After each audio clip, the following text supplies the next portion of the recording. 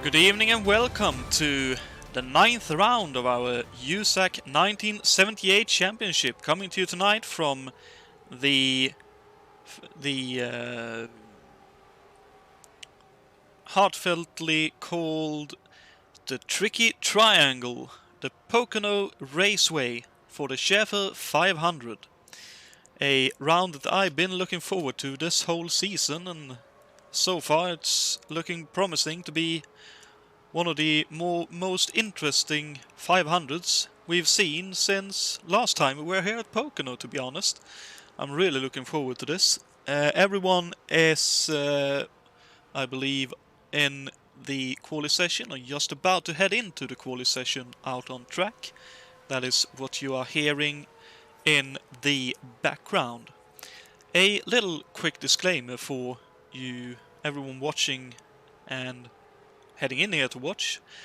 I've got a thunder and lightning storm in my area, so if the broadcast drops for whatever reason, it's because I'm out of power here, so just for you to be ready for that to maybe happen. Good evening there, Blue Moon. Nice to have you with us, and I'm happy to hear that you will be watching this. Looking at the track itself, it's the Pocono International Raceway, also called the Tricky Triangle, one of the, I suppose, most difficult oval racetracks there is in America. Mainly because each of the three corners are so different from each other that you really need to compromise, and you'll either end up in a position where you're very happy in one turn and then maybe half there in one, and then you'll have a handful in the third.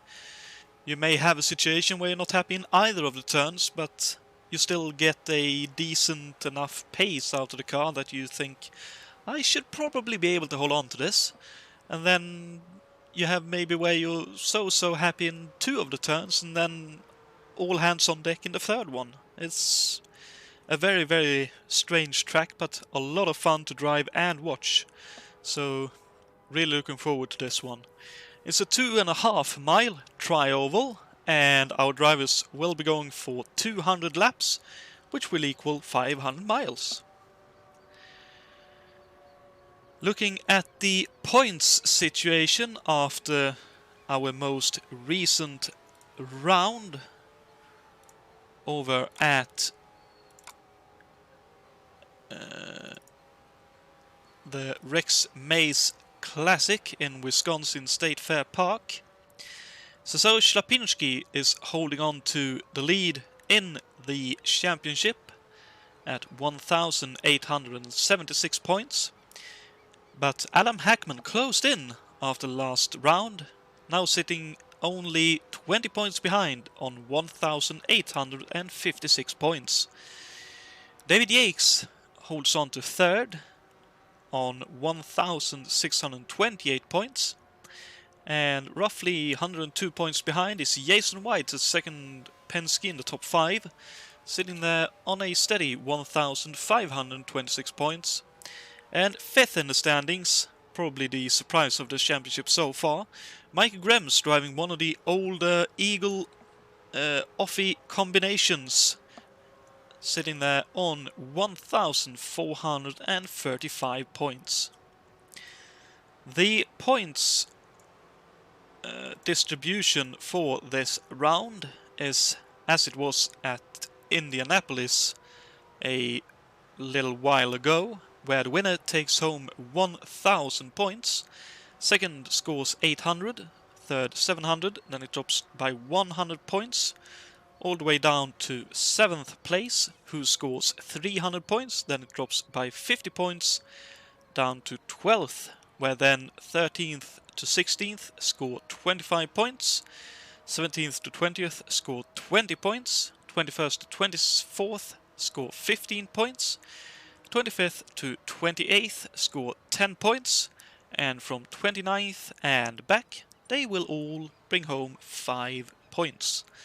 And the good thing with that is that as long as they start the race, they will score points. Good evening, Berlin. Nice to have you with us.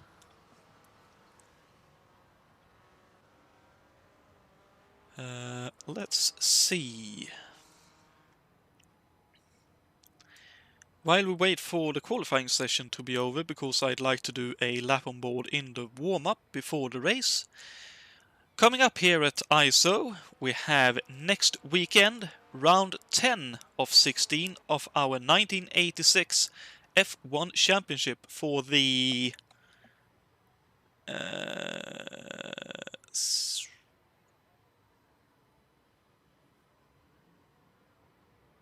I believe that is 70th or 80th, 70 or 83rd Große Preis von Deutschland. And that is on the Hockenheimring, the very, very fast track with a set of chicanes in the forest and then the stadium section.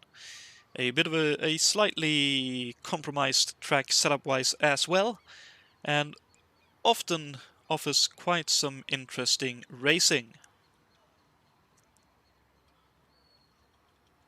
And on Sunday, July the 4th, which is 2 weeks from now, we have the British Aerospace 1000, the 4th round out of 6 in our 1984 DRM Championship, which is our, I suppose you could call it the Endurance Championship, with prototypes and GT cars all vying for position on the same track. Not broadcast, but there will be cars available for anyone interested in partaking in that particular event, which will run on the same Brands Hatch circuit that we saw 1 week ago on Sunday at the British Grand Prix in our F1 1986 Championship. So if you watched that and felt, I would like to drive that track, then this is probably the best opportunity you'll get to drive it in anger and action against some of our drivers in 2 weeks' time. With this being a 500-mile race, we have a fuel limit, as always in the USAC Championship. The drivers will be allotted 7 full tanks of fuel for the race, so that's 1 full tank plus 6 fill-ups, and that equals 1057 liters, or roughly 280 gallons, which I reckon could play a little part in this race, although maybe not as big a part as it did in the Indy 500.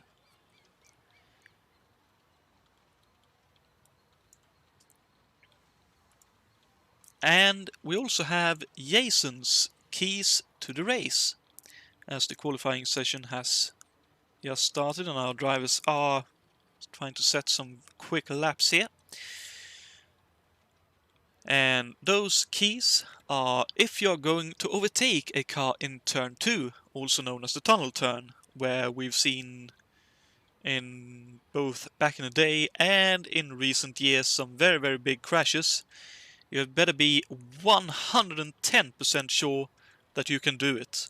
So if you are not 100% sure you will be slingshotting past before the turn and you risk going side by side into there, you might be better off backing off. Otherwise, all hell may very well break loose. Similar to Indianapolis, fuel economy will play a part, and definitely engine oil temperatures are of paramount importance, because running the engines too hot will wear them quicker and you are liable to not be able to make the race at all. And use the yellows, which will be in effect this evening, to rest your fingers, because with the compromise that you're running on this track, our drivers will have a handful on occasions, and the clenching of the wheel may make you more tired than you may realize that you actually are getting.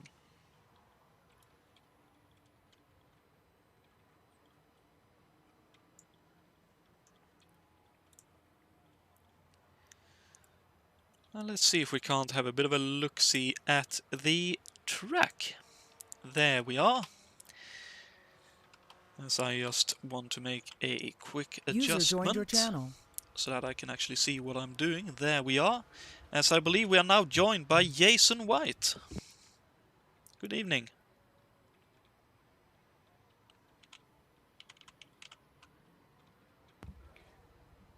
Hey, Jonathan. So how did that go for you in that qualifying session? I botched my first lap. The second lap was way better. But I see my teammate beat me to the pole, but that's okay. Well, not by much by the looks of things. Not by much, but we've less than a tenth. Looks like we locked out the front row, which is a good situation. That means that we'll get to set the pace coming to the green. I don't envy Hackman for the game you have to play with the pace car where it goes, you're accelerating too early, because then you have to brake check the field. So I don't know. I'm kind of relieved actually them on the outside because I'm not the one who's going to have those orders barked at. So okay, fine. But yeah, it was a good run. So now we turn our attention to the race itself. Indeed, and it's only a few minutes away, but I am checking out the track for you all, and a few updates and extra bits have been given to this track, one of which is the short track, which we can see here goes around the garages on this track. Mm-hmm.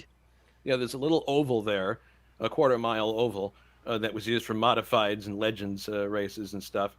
Not that there are any of those mods in Automobilista, but if there were one, we could do a modified race as a support race, which might be fun sometime if anything like that comes along. We just got to tear down the fences that we have here. Alberto's version for the race here has those fenced off, so you can't go in there. But the other thing is this does have the road course on here, albeit without any real curbing, but it is the road course that if you watch IMSA races that ran here later at Pocono, a track that the IMSA drivers were not too keen on, honestly. but it, in theory, we could race that too if we wanted to. So, which just a matter of changing the direction of the track and where the timing beacons are or whatever, and then there you go. So, indeed. But, thank you for broadcasting today, Jonathan. I understand the weather in your area is not the greatest right now, so we appreciate your efforts. Yeah, we'll do. I'll do the best I can with it, and it's simply a case of if it drops, it drops. There's nothing much to be done about it. Yeah. And let's see here, Alberto heading out on track. So let's see if we can actually jump on board with him to have a bit of a look at the track. Yeah, good idea. So Alberto driving his Eagle 78 Cosworth exits the track here. Now, in the race, you're going to have to stay under the white line there, but he's just trying to get warmed up. This is turn one, the steepest banking on the circuit at about 14 degrees, and the progression of the banking is very subtle, as you can see. It doesn't drop off quickly, and it doesn't start very quickly either. Now he's on the back straightaway, or what's called the back straightaway. Now through the tunnel turn, and you can see there's a little tunnel under there this time, which in previous builds of Pocono we haven't had.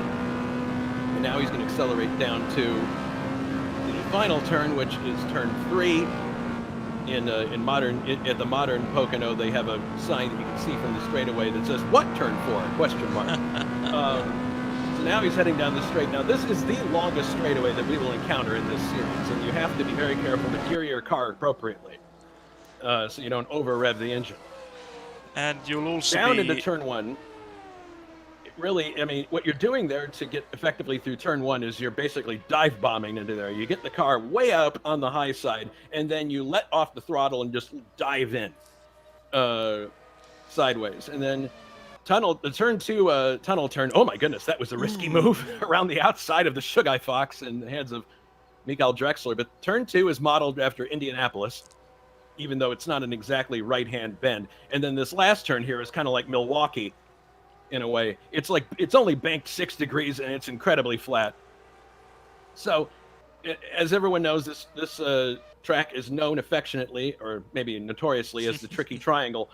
The reason it's tricky is because each of these turns is different, and you can't set up the car to be good everywhere. You end up having to do a compromise set. Doing a situation where the car is happy on one turn and not the others is not a good situation, because then you'll only be happy on one part of the track.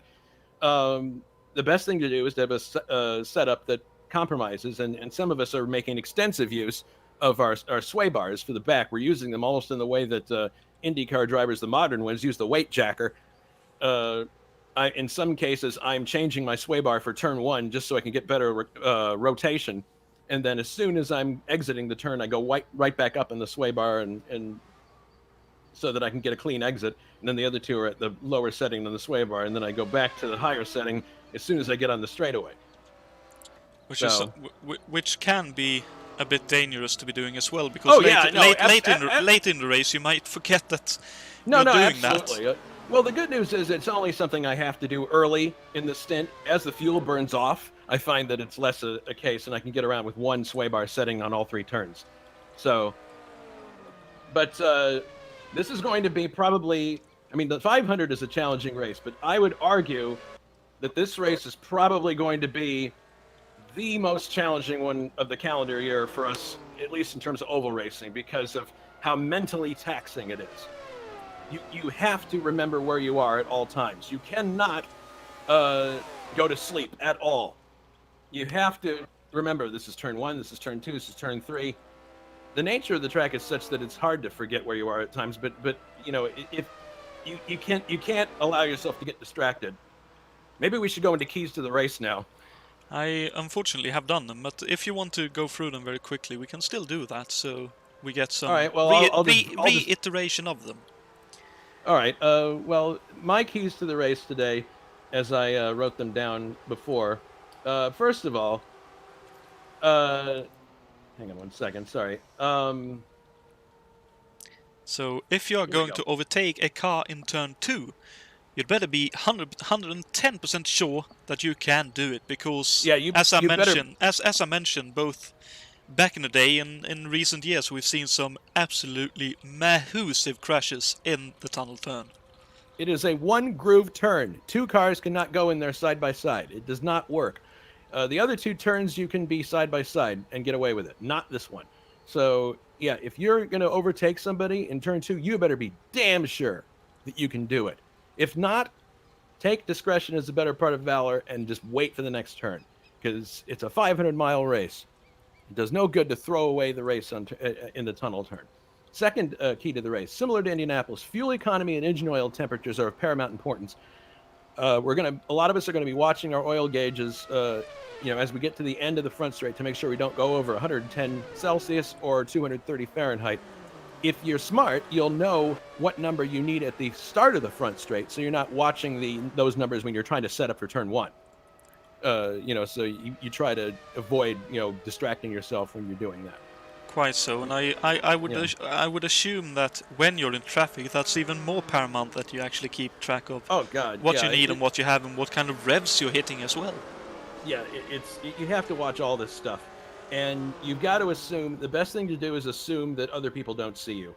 Because I had the momentum on the third turn in practice to overtake Jason Whitehead, and he nearly washed the car out into me, because he wasn't expecting me to do that, to take the outside line. He just caught the car before he drifted into my left-hand side. So it's like riding a motorcycle. Assume the other guy doesn't see you.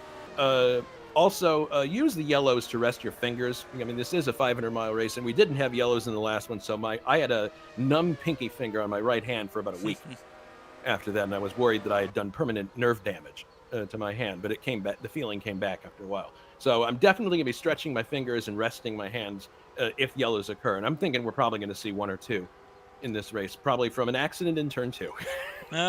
Probably. That's the other thing that I'm happy about starting up front. Lot less chance I'm going to be in an accident. Well, that's the general rule. Either you want to start at the very front, like front 2, maybe 3 rows, or you want to be at the very back. Because then you can sort of hang back a little bit and be able to avoid incidents that way.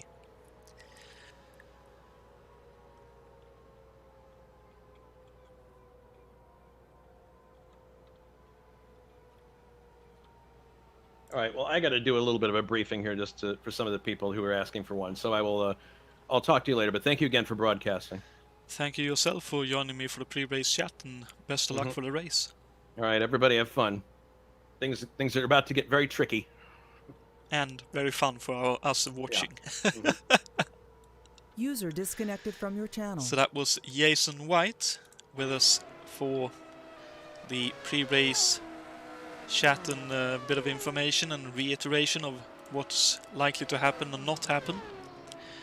As we can see, actually fastest at the moment is one of the Works McLarens in the hands of David Saber. So that's very nice to see. David doing well here at the moment, at least.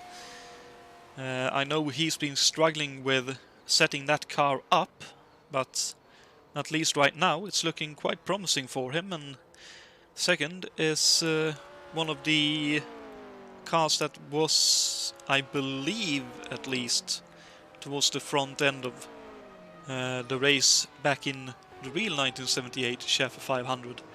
The Chaparral Racing Lola in the hands of Al Unser.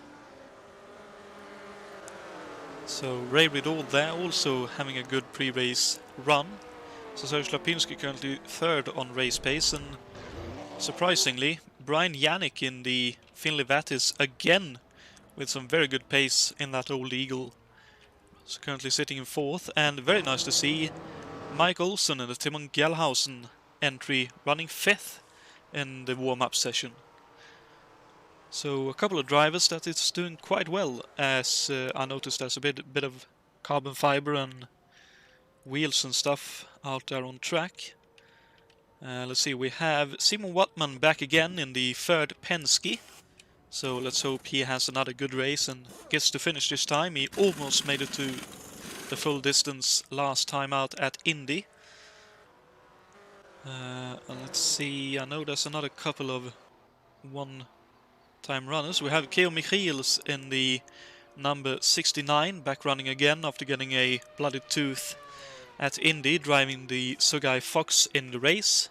And talking about that Sugai Fox, actually, as Jason mentioned, here's Michael Drexler, who qualified the Sugai Fox for the Indy 500, but elected not to race the car, which saw Keo Michiels obviously picking the car up for the race and running it for quite a big portion of that race, and the Sugai being one of the stranger looking Indy cars during the late 70s.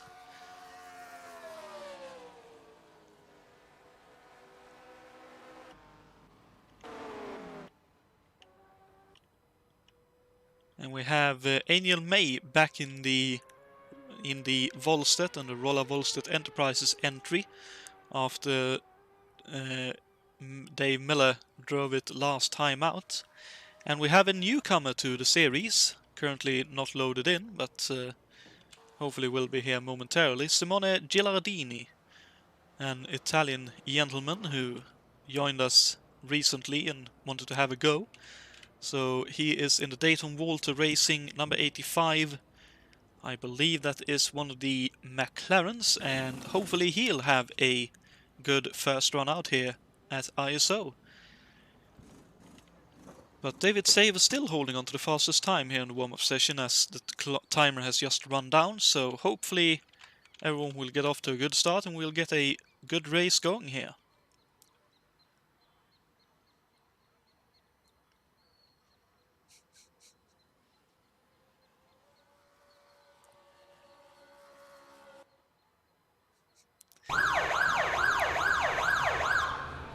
Ooh, I forgot about that. There's a buzzer when you go to race session. I usually try to mute that one so it's not too loud for all of you watching. Nice to see some support for our Brazilian friends here, for Roja, Santos and Chacon.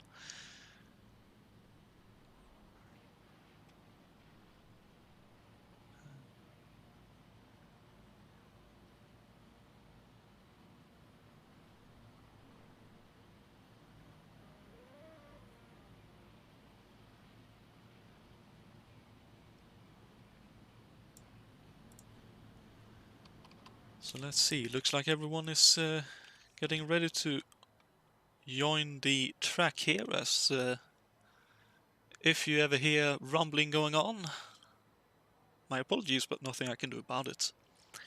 So on pole, as Jason mentioned, Adam Hackman in the number 1 Penske. Jason White lines up second in the number 7 Penske. Alberto Ibanez lines up third for All American Races, with Shlapinski fourth for Gilmore Racing Team. Simon Wattman lines up fifth in the third of the Penske Racing cars, number 71. David Saber lines up sixth for Team McLaren, so good qualifying for him as well. Ray Rideau lines up seventh for Chaparral Racing, with David Yates eighth for Pat Patrick Racing. Mikey Grems lines up ninth for Tibon Jellhausen, and Richard Wilkes rounds out the top 10 for Sherman Armstrong. Jakob Fredriksson lines up 11th, a former Schaefer / Pocono 500 winner for Pat Patrick Racing. Alberto Aquino lines up 12th for Interscope Racing. Brian Yannick 13th for Finley Vattis, with Jason Fitch in the sweet-sounding Warner Hodgdon Racing AMC powered car. Mike Olsen lines up 15th for Timon Jellhausen, with Greg Delacello with a very good qualifying in 16th for Leader Card Racers. Brun Chacon 17th for Gilmore Racing, with Jules Bouchard 18th for Lindsay Hopkins. August Watering lines up 19th for Dayton Walter, with Luciano Rotha 20th for Leader Card Racers. Kiyomi Keels 21st for Hoffman Auto Racing. Alan Santov 22nd for Alex Morales Racing. Jason White 23rd for Janet Guthrie Racing. Michael Drexler 24th in the Sugai Fox, and Filippo Marazzi 25th for Finley Vattis, and Eniel May, I believe, runs out the grid on 26th with Rolla Volstedt. And unfortunately, Simone Gilardini looks to be starting from the pits in the Dayton Walter Racing car. As we are now coming across the start-finish line and the green flag is out, and we are underway here at the Schaefer 500. And it looks like Adam Hackman will hold on to the lead here, so a good start for a change for him. As we see everyone stream into turn 1. And Hackman actually down to second, so Shlapinski still able to take first place here. As Jason Fitch has had a really good start up into what looked like 7th place.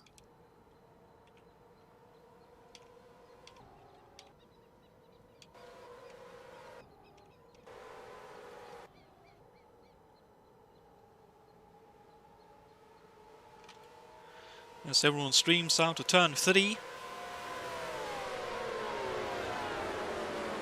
And it looks like Shlapinski will lead lap 1 ahead of Hackman, White, Ibanez, and the rest of the grid right behind him. Oh, and it looks like that's one of the Penskes, I think, without a front wing. Oh, it's Ray Rideau is already out as well. Whatever happened here? Oh dear, looks like quite a hefty off. I wonder if that's contact with someone here. Looks like that's Simon Wattman ahead. Oh, he tries to go around outside. Oh no! Interlocked tires. Ray Rideau hard into the outside wall. And looks like Simone Gilardini may have had a bit of an off as well. Of course, there's further issues here. Or from earlier, let's see. So Simone Gilardini out on track. Simon Wattman in the pits for repairs indeed. So unfortunately Ray Rideau is out and Simon Wattman already in for repairs here. But Shlapinski holds on to the lead for now, ahead of Jason White now, with Ibanez in 3rd, Saber 4th, Yates 5th, Hackman down to 6th, Fitch in 7th, Grems in 8th, Fredriksson 9th, Yannick rounding out the top 10. Well, it looks like Fitch is on the move, because Hackman is down to 7th, and Jason Fitch is up into 6th. Let's jump on board here with Adam Hackman as he looks ahead at the group in front of him.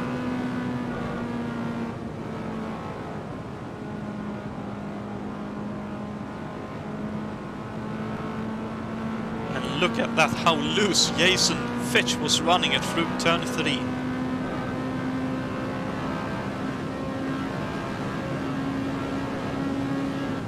And there's Simon Wattman coming out of the pits as Fitch looks to be trying to slightly dive.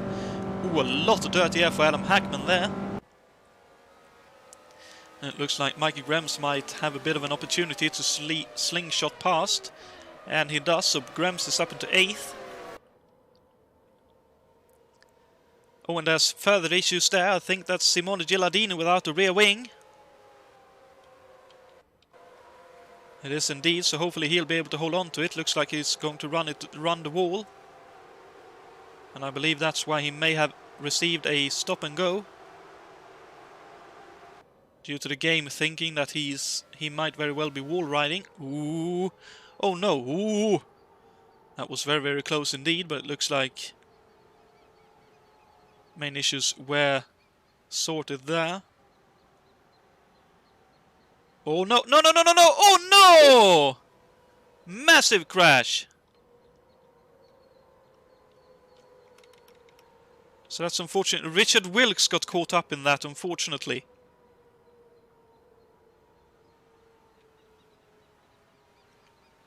Remian, unfortunately, looks like he might very well be stuck there because the front end is dug down into the ground. And it looks like, unfortunately, Richard Wilkes is out of this race, as is Simone Gilardini, so both of them taken out in that incident. That's very, very unfortunate indeed. That's again one of those situations that can happen, especially on this kind of track.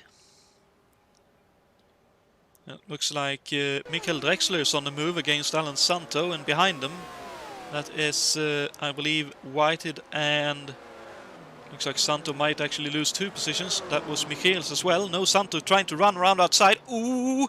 Scrapes the wall.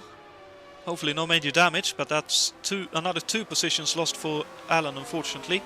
Whited 20th, with KO just about holding on ahead of him in 19th. Drexler up to 18th.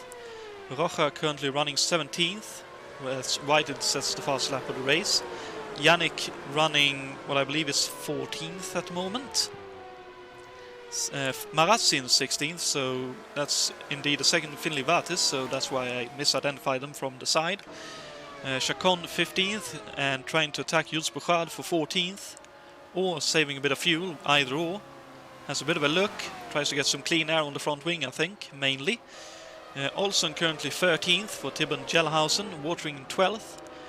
Alberto Junior in 11th, with Fredriksson in 10th now.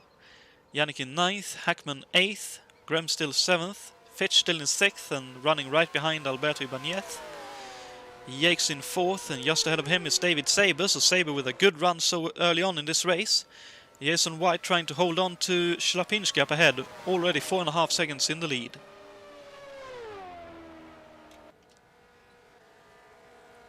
So the only real negative thing with this 500 miler, I believe, is from now on until, say, halfway, you might very well see fairly little action, but probably will see a little bit, as here is now.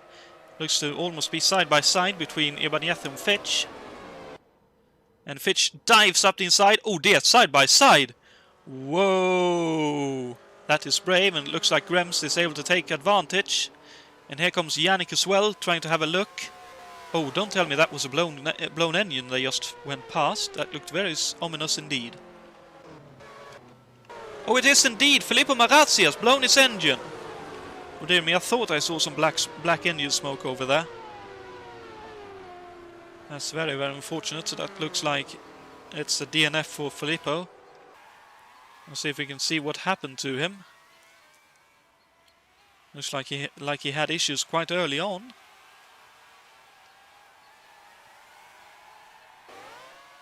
Oh, already in flames there. Let's see, goes into and through turn 1, okay. Comes out of it. Full on the throttle, and there it goes, blow just in front of the number 22. So that's very unfortunate for Filippo, and that's unfortunately Finley Vatis out of this race. And that was actually Luciano Rocha, his countryman, who... no, not countryman, my apologies, Filippo is Italian. So Luciano Rocha was the one who got flames and black smoke filling his helmet in that particular incident. So it looks like Bun Chacon has made his way past Jules Bouchard in the meantime, so Chacon up into 14th. And Ferguson down to 11th. He's lost the position to Equino. Let's see if Ferguson can make a counter-attack going into turn 3. Looks like he won't try it here.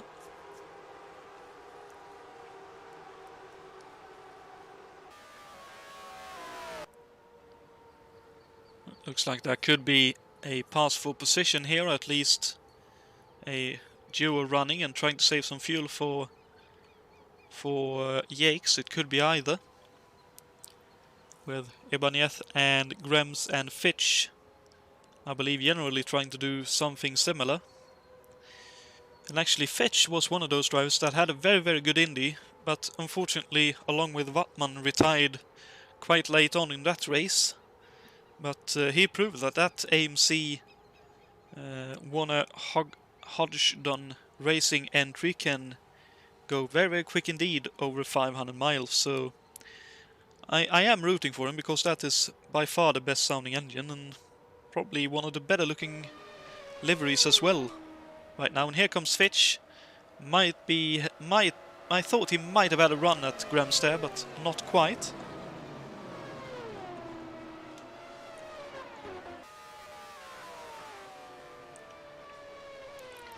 And it looks like the gap at the front of about 4 seconds between Shlapinski and White is staying quite steady.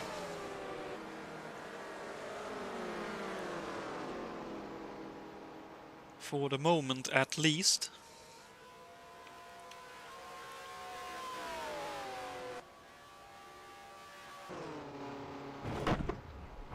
Oh, is that? Oh no!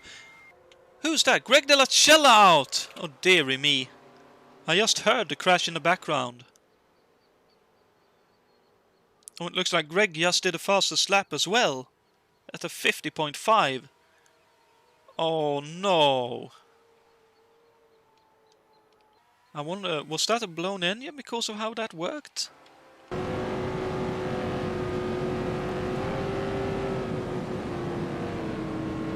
Yep, looks like unfortunately his engine blew just as he reached the end of the straight there. That's very unfortunate, so that's why he crashed. He lost drive and it effectively locked the rears, or at least slowed the rears to make it seem like the handbrake was on, and that's why he went off. So that's very, very unfortunate, but several drivers already falling foul of the engines here, which we all knew would be a possible issue, especially with that immense straight that our drivers is running, such as Mike Olsen here going down the front straight in the series as watering laps Angel May there. Nicely done by both of them. And that means Ferguson is up into 10th again.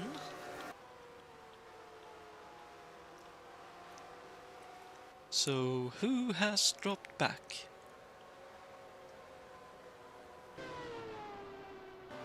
As Cesarius sets the fastest lap at a 47.9. So I'm just trying to identify who has dropped back. Well, oh yeah, Alberto Ibanez is out.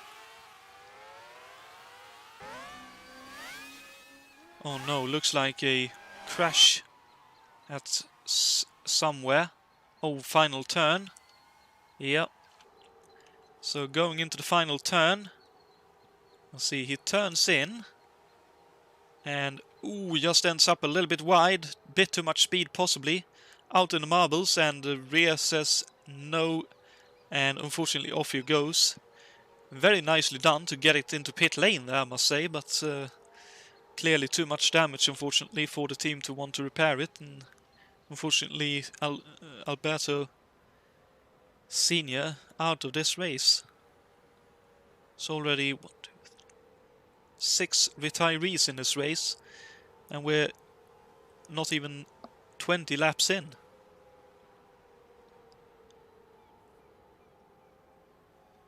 But Yakes has taken 3rd place away from Saber, and Mikey Grems is looking to hook on to Yakes' rear wing if he can. So to do that he needs to get past Saber. But I suppose it's a case of for Grems, if Yakes can do it, I probably can too. As Shlapinski again with a quicker slap, 47.8, so not that much quicker, but constantly getting quicker in that Gilmore Racing entry.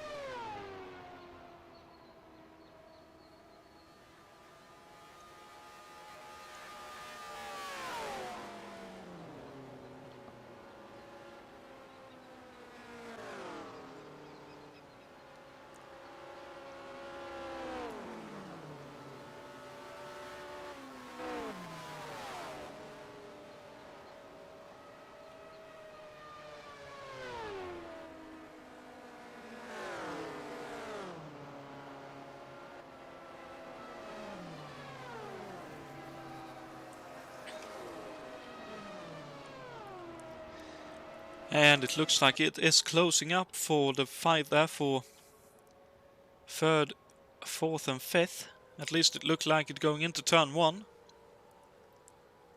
It looks like they spread out a little bit more as they got to the got onto the what they call the back straight. Well, let's ride on board here with Pat Patrick Racing Team. David Yates, as he actually hits the wall on the exit of 3 for a lap, and see what it looks like behind.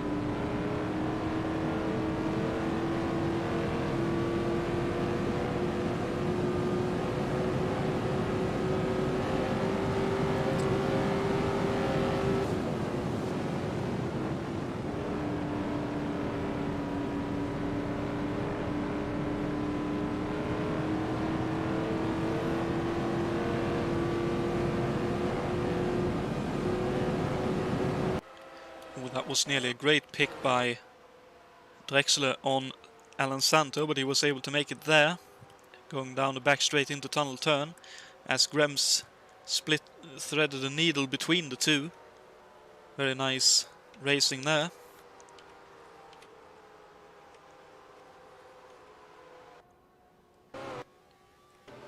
As the positions further back looks more or less settled, although here comes Rocha with a good run. Although the camera angle was slightly misleading. Ooh, that's a bit dangerous, but it looks like it'll be okay for both Angel May and Santo. Doing that in a tunnel turn could be disastrous. And not too far behind, I don't think.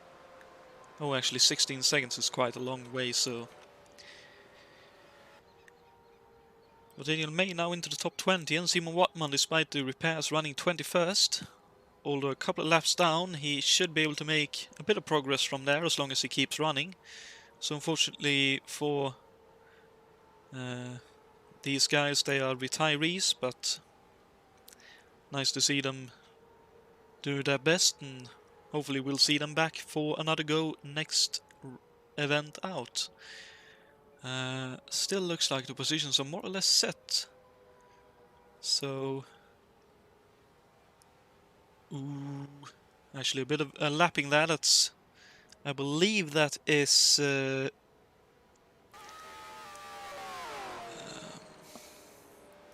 complete brain fade on the name. Jules Bouchard, that Shlapinski wanted to lap in the turn 3. And USAC sportingly giving room, but didn't look like Shlapinski quite had a pace in the turn to make it, so presumably Shlapinski has 1 and 2 as his best turns, and then turn 3 is a bit of hanging on and doing what he can. Something that we haven't mentioned much is that out of this turn 3 on the exit, while not quite as pronounced as it was when we raced in the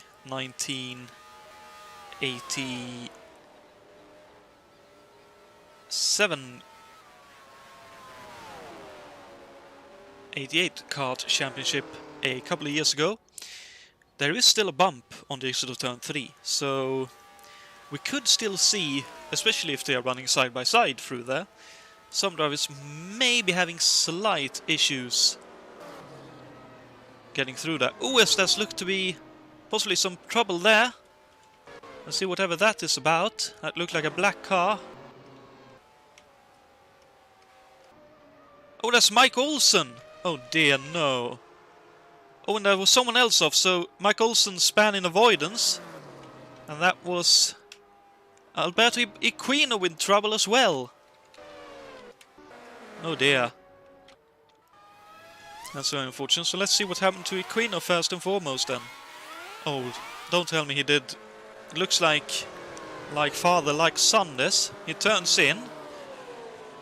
Gets just a little bit wide, out in the marbles, and it just swaps end.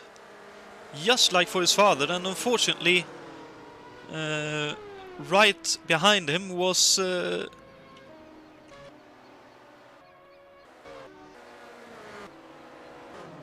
Mike Olsen, who unfortunately span trying to avoid him, so that's very, very unfortunate, but hopefully looks like Alberto Jr. is a retiree, but it looks like Mike Olsen will at least try to get the car to the pits for some repairs and see if the car is still drivable after that,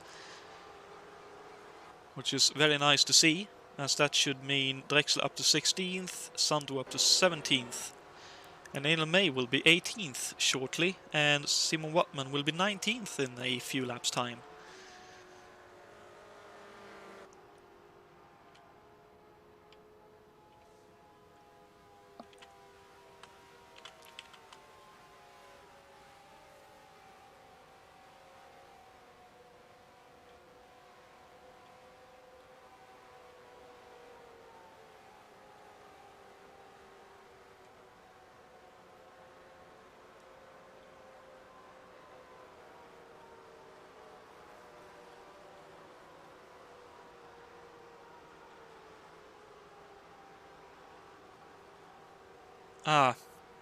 So saw now in the broadcast chat, Simone's computer overheated and the wheel subsequently decided to stop working, so that's why he was running along the wall with damage, and clearly why also the loss of control happened going into turn 1, and that's very, very unfortunate, Simone, but I hope you enjoyed the laps you got to do, and that it will be sorted for later on.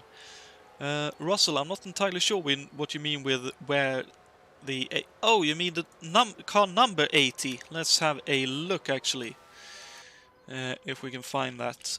If it is in the race, it might already be retired. I'm not entirely sure who is running the 80 car tonight.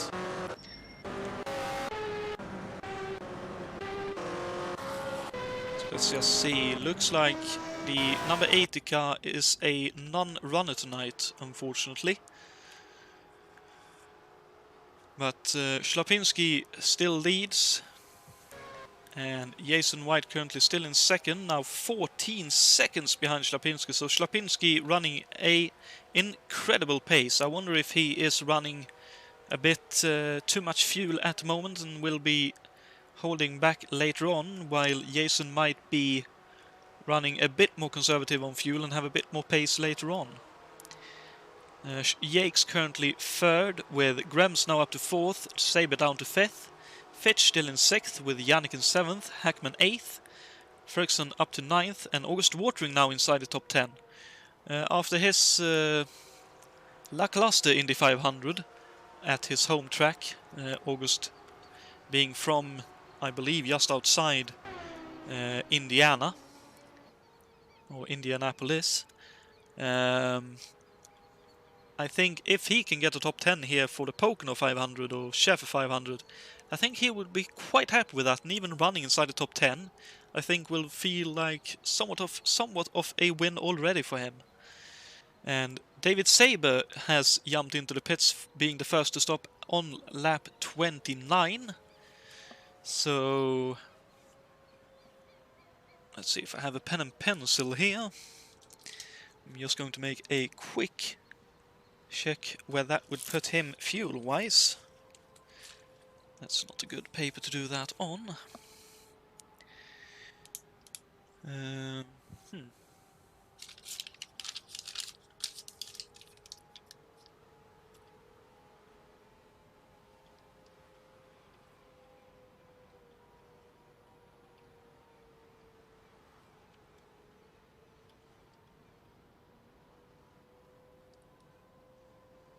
Looks like that will be a little bit tight on fuel for David, but hopefully he knows what he's doing, as Fredriksson has now pitted, so looks like he can go a little bit longer and others can go longer still.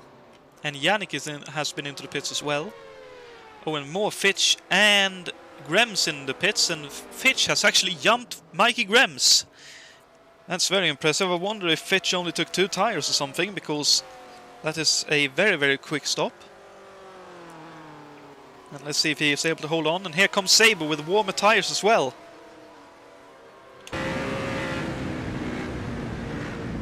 On board now with the Warner Hodgson Racing entry.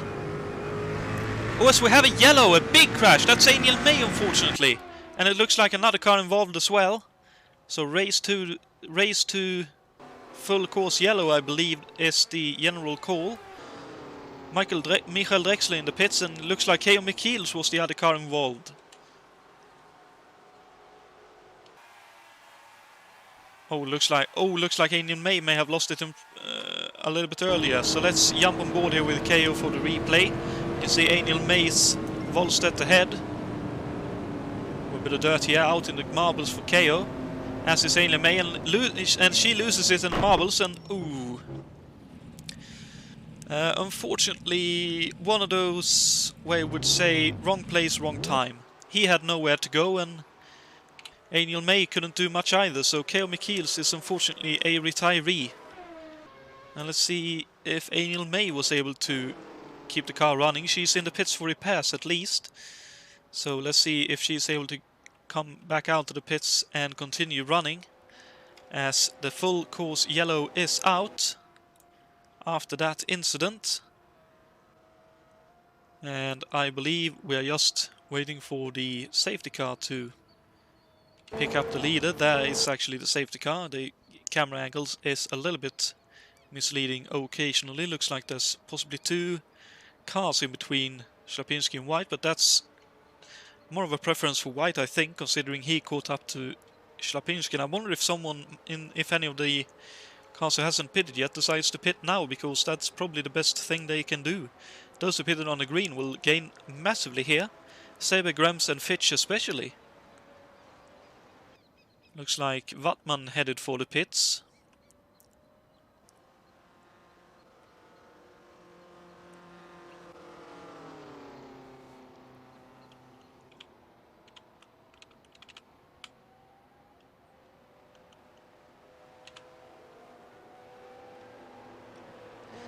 So Shlapinski first, White second, Yates third, Hackman fourth. Then we have first of the pit, early pitters Fitch, or green lap pitters, I suppose we could say. Jason Fitch. Sixth, Mikey Grems, another one who has pitted, as it has David Saber. Brian Yannick has pitted, as has Fredriksson, and I believe Watering has pitted as well. Chacon in 11th, I don't think he's pitted yet. Jules Bouchard 12th, I don't think he have pitted. Whited 13th, Rocha 14th, Drexler 15th, Santo 16th, and I believe he is the first car who has been lapped. Actually, no, the August Watering is the last car on the lead lap in 10th. So Jonatan is the first car who has been lapped. Dexley 15th, Santo 16th, Olsen 17th and still running, so that's nice to see that his crew at Timon Jellhausen were able to repair the car. Wattman 18th at the moment. Angel May back out and running, that's nice to see for the Volstedt Enterprises entry in 19th, and the last car running at the moment.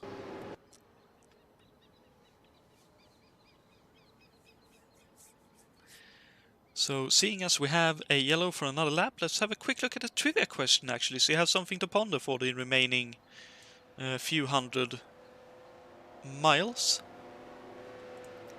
So, the question for you tonight, courtesy of Jason White. Who led the most laps in the 1978 Schaefer 500? Was it A. Al Unser? Was it B. Daniel Gaius? Or was it C. AJ Foyt?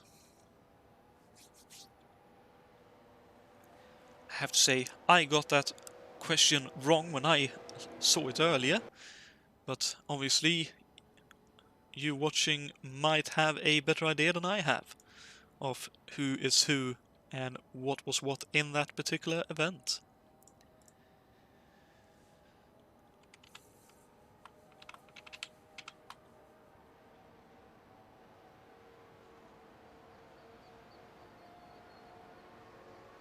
Ah, thank you, Berlin. That is definitely true.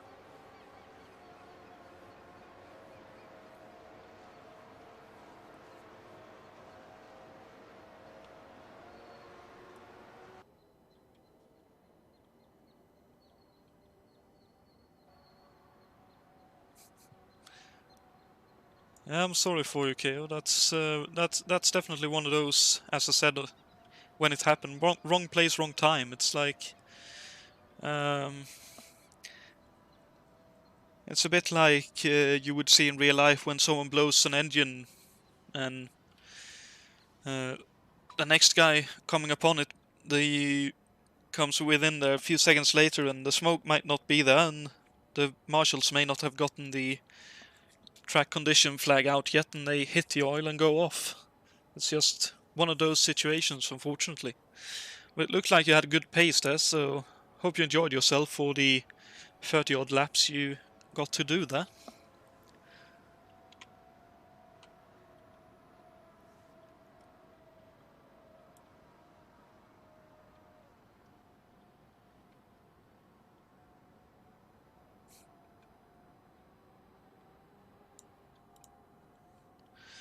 So let's see, I would assume we will get green flag this time round.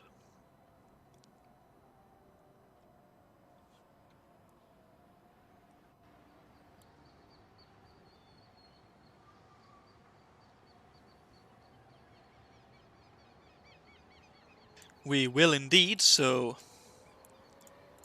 the green flag is out and we are back racing. And looks like Jason White and David Yates had a good restart there.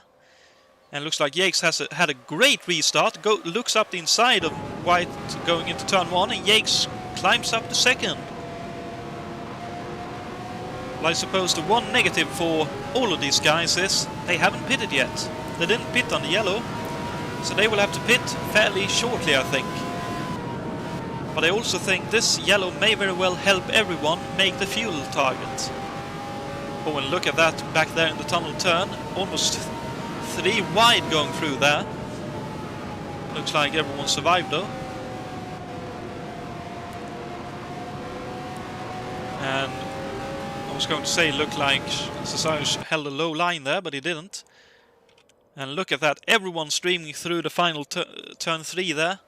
Whole heap of cars.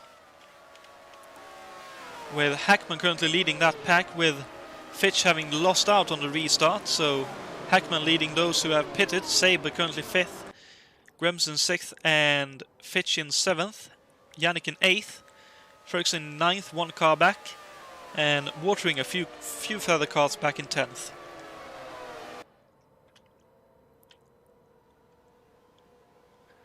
And this is definitely one of the hectic times in a race, and the American expression definitely holds true on ovals. yellow spread yellow, so hopefully everyone will be able to find a way back into the groove and run the race, as now white is back up into second. And Shlapinski looks to be checking out once again. Already almost 3 seconds in the lead.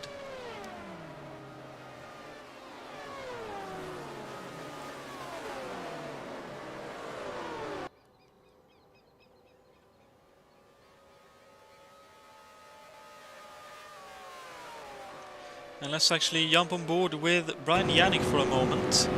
Right on board the Finley Vattis Enterprises entry, as he is chasing Fetch and Grems and Saber and Hackman.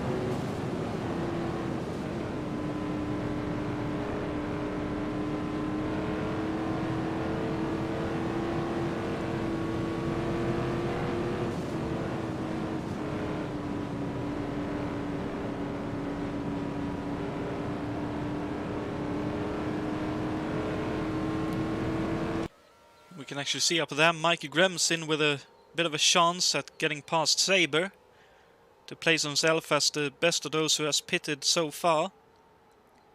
Tries to go up the inside, and Saber out in the grey. No chance of holding on, and has to drop back behind. And that could very well leave him a little bit vulnerable to Fitch, but Fitch weren't close enough. And it definitely looks like that Warner Hodgson chassis is quite sleek, quite aerodynamic. Looks to be able to run quite high speeds without too much boost, which seems to be the benefit for that. And I believe it is an Eagle chassis as a base, so obviously the balance of the chassis itself is quite nice, so possibly a little bit easier to drive than some of the other chassis. Like, I know, for example, as Jason said about the Penske, and also David Yates told me before the race about the Pat Patrick Racing Wildcat, that it is quite tricky to get to handle in the best way possible. It looks like now Jason Fitch wants to get past Saber. And Fitch looking up the inside into turn 1. But this time Saber is a little bit ahead, able to run a little bit down in the actual race line, and holds on for now. And Mikey Grems looks to be giving Hackman a big hurry up.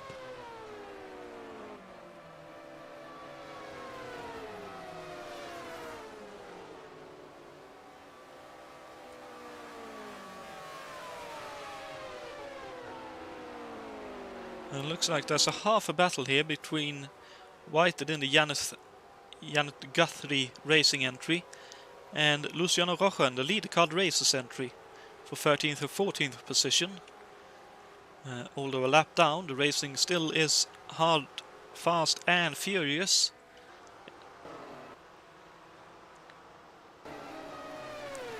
Although for now there is a car between the two.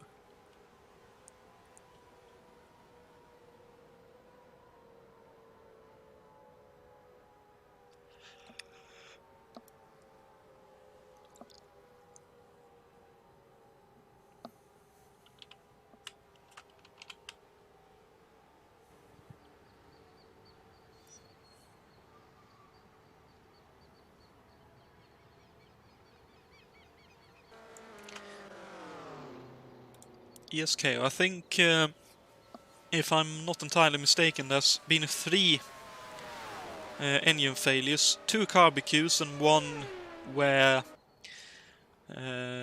it may very well have been the gearbox as well, considering it didn't blow in heaps of flames as such, but was definitely some kind of malfunction of the machinery. As Shlapinski is trying to check out once again, now almost 5 seconds in the lead as he heads into turn 3. He is in white, trying to hold on to him as well as he can, and Yakes likewise to white. Hackman looks to have pulled a little bit of a gap to those who have pitted, but obviously unless they pitted during the yellow when I was checking the replays,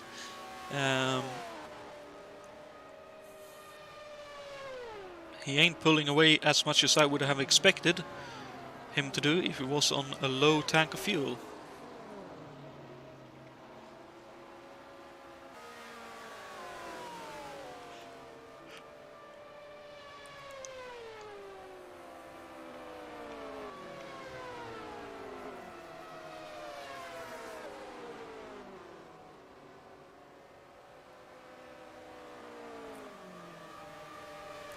It's a bit unfortunate for Bruno here. He is right behind Watering, who he is fighting for position, but there is a full lap between the two. So that is very, very unfortunate for him, but surely they will be having a bit of fun either way.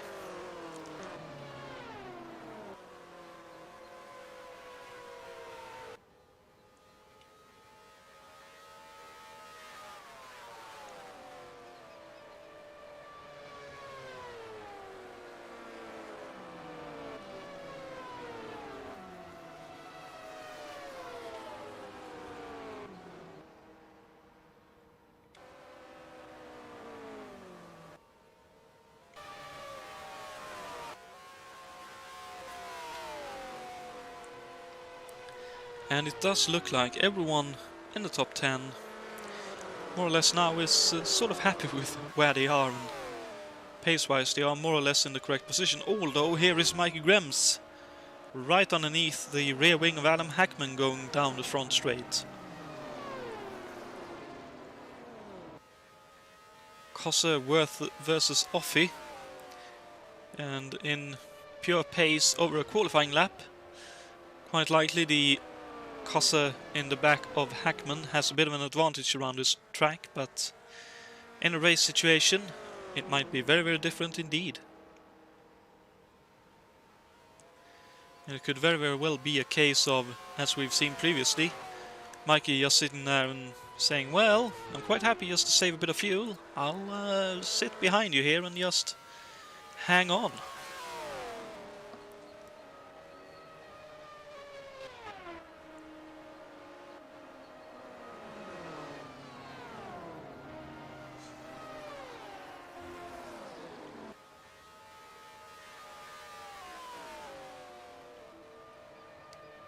And it unfortunately looks like Alan Santo has run into some kind of issue, because he is down to 18th and quite a bit behind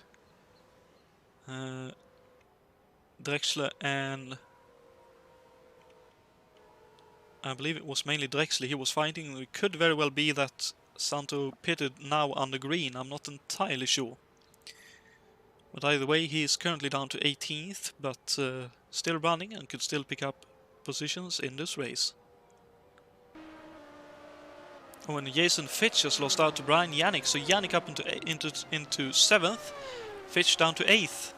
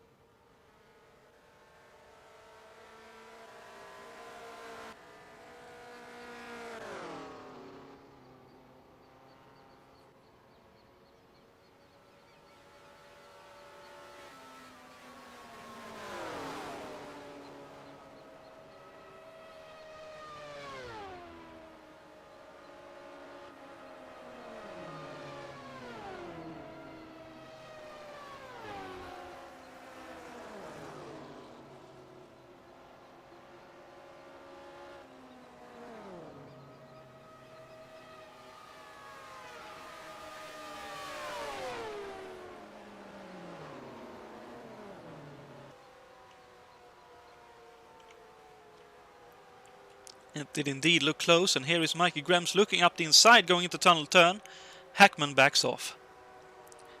So Hackman backs off, and Grems climbs up in the 4th. Hackman down to 5th. Oh, actually, that was into turn 3.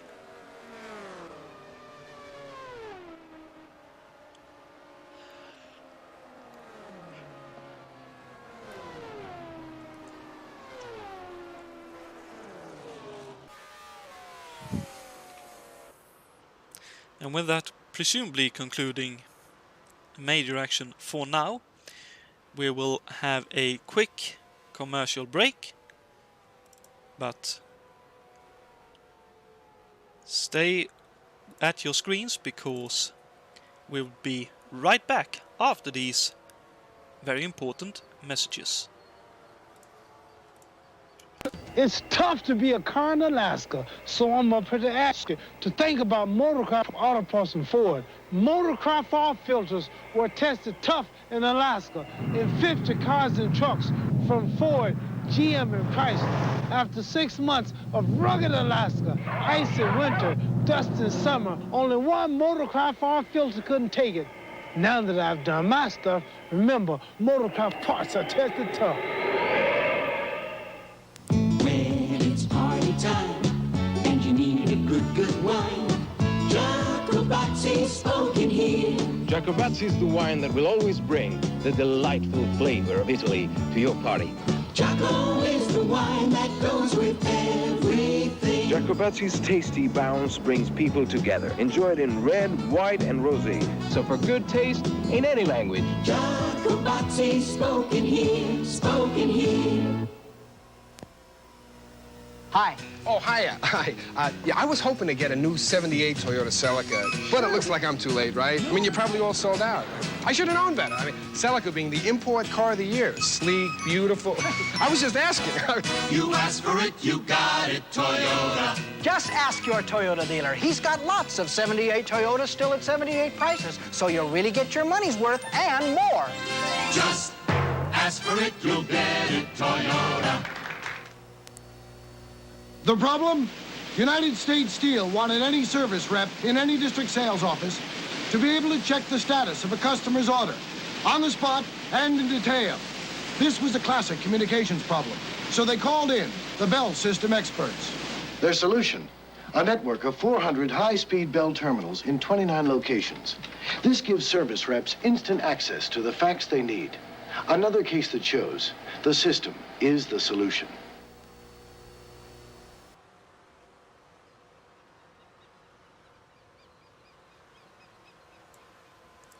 And welcome back here to the Pocono International Raceway and the Schaefer 500. And you are so right about that, Berlin. While what he said is probably true, Russia, Siberia especially, and Antarctic is very much possibly even tougher still. But back to the action here. We still have Cesarush in the lead, 8 seconds now, ahead of Jason White. David Yates still in 5th, about 6 seconds behind White. Mikey Grems trying to catch up, now 1.8 seconds behind. Make that about 2 seconds as he heads towards the tunnel turn. So called because of the tunnel leading to the infield. Adam Hackman currently still in 5th, now about 4 seconds behind Grems. David Saber running 6th, with Yannick for fairly close company, half a second behind him. And Jason Fitch currently in 8th, with Ferguson in 9th. And August Watering still running in 10th. Brunchakon is sitting in 11th, with Jules Bouchard in 12th. Jason White at 13th. Rocha 14th. Drexler 15th. Wattman 16th. Olsen 17th, Daniel May 18th, Alan Santo, I believe the final car running at the moment, in 19th. So looks like Alan might have been forced to make some repairs to the car, because I believe he was a lap ahead of Daniel May before he went on the break. Oh, he's loose again! Oh dearie me. That's a crash and a half. Oh dear, oh dear, oh dear. And he very quickly escapes. That's probably the most sporting thing he could do right there. In the tunnel turn and heads in there. And he turns in and the car immediately snaps loose on him. He tries to hold on to it but not quite able to. And he ends up right on Racing 9. And August Watering did a very, very good job in avoiding Santos' stricken car. Oh, and Mike Olsen out as well. Oh dear, a big spin off of what I think is turn 1.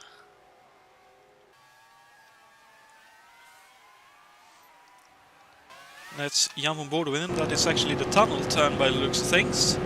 Let's see, head turns into the tunnel turn. No major issues there. A little bit snappy in the middle, and then it gets completely loose on the exit on the throttle, and unfortunately a quite hefty hit onto the inside wall, and Mike decides that that's that, unfortunately. So that's another retiree, so Santo and Olsen retiring close together, so Angel May will be up to 17th shortly. And now the final car running in this race.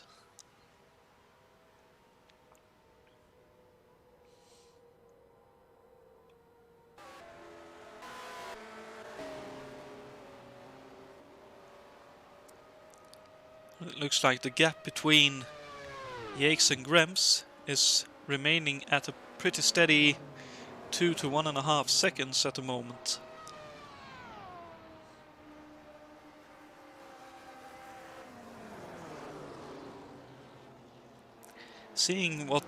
But thinking back to the Indy 500 and what Hackman did there, I do think he is running a quite nifty race once again, holding back and saving fuel, and will probably have quite a bit of fuel to burn in the final stint or two.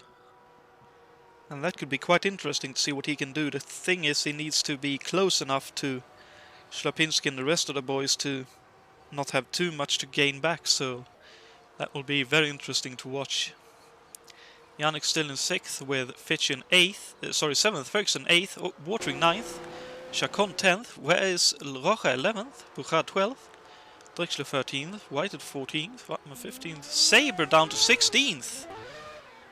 Ooh, and a very dangerous shift there. I wonder if he had to repair the car or something, because that looks like a fairly long pit stop. Yes, it is. That's repairs being done to his car. Not entirely sure if he went off and picked up damage or whatever, but he is down to 16th now, a lap behind. So now only 9 cars on the lead lap.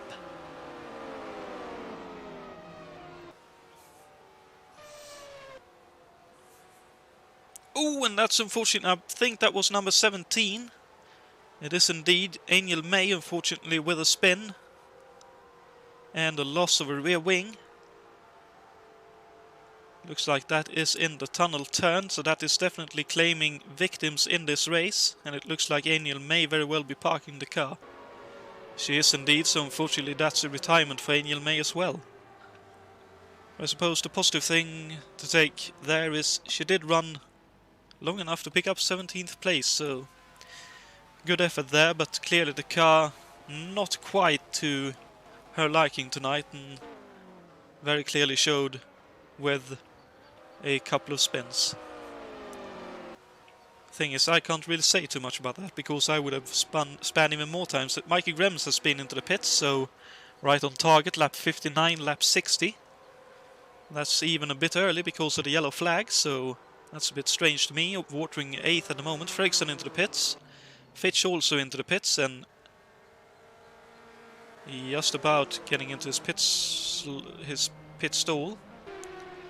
So Fitch, Yannick, Fredriksson, and Yates, and White. So Shlapinski is coming out of the pits right now, and Hackman has continued for another few laps. So clearly Hackman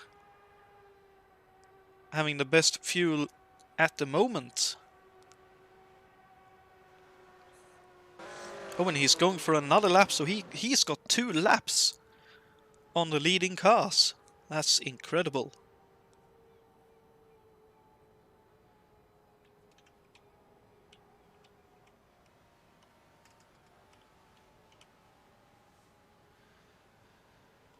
Well, it looks like Fitch had a long pit stop, just now coming out of the pits.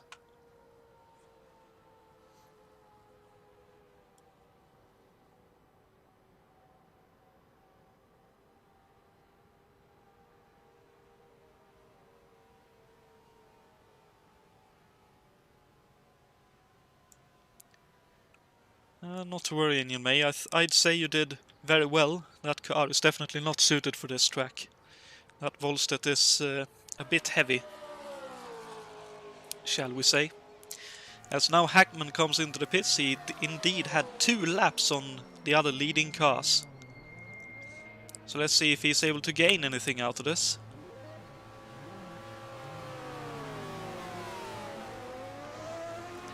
As that goes, Shlapinski takes over the lead.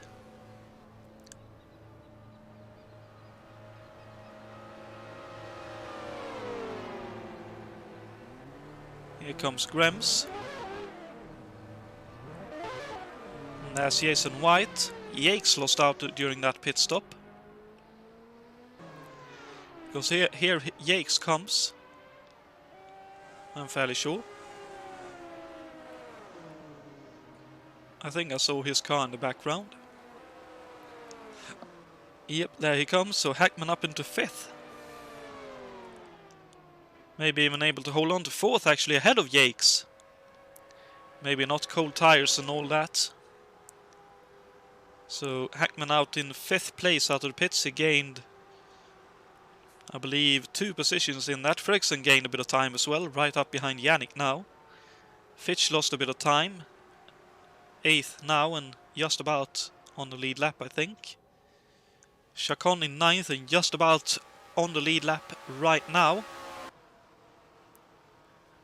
I think anyway, I could very well be wrong. Jules Bouchard inside the top 10 now, with Whited just behind him in 11th. Rocha in 12th, with Drexler up into 13th in that Sugai Fox. That's very, very nice indeed to see. Wattman 14th, good recovery. David Saber 15th now, with Watering dropping back to 16th, so Watering had a long pit stop for some reason. And he now is the final car running. So that's unfortunate for August, but again, one of those things that can happen.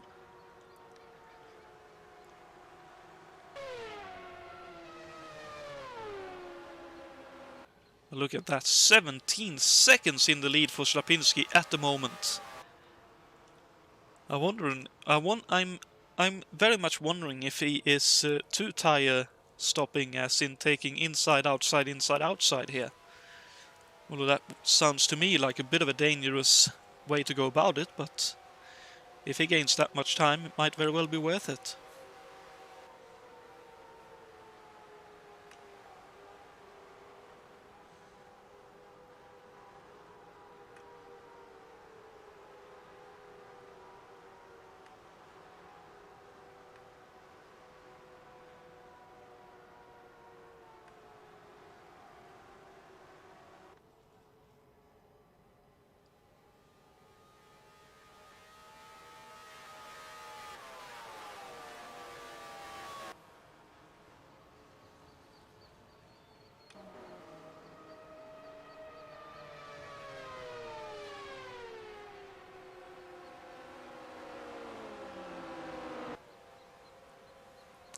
Let's actually follow this battle for a lap or 2 here, the battle for 10th between Bouchard and Whited.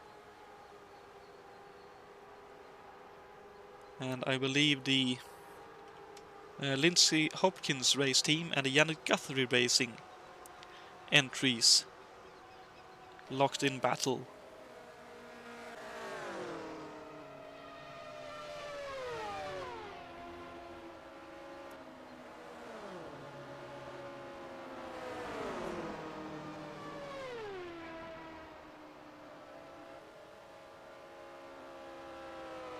Or possibly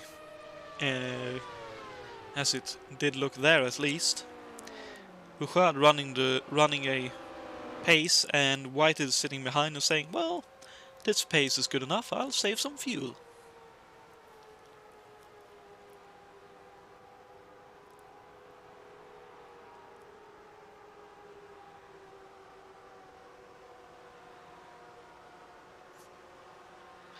Let's actually jump on board with the Lindsay Hopkins race team entry and look back from his car for a lap and see what he is looking at behind him.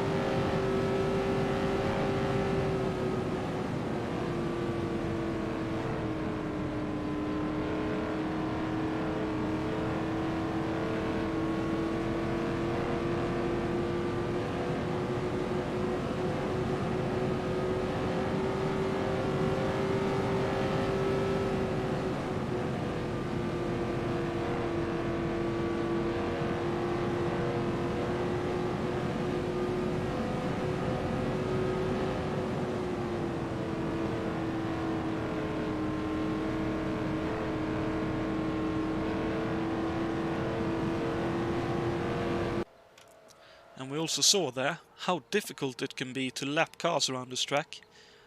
Jason White caught those two cars one lap ago, and just now gets free of both of them and able to run his own pace again.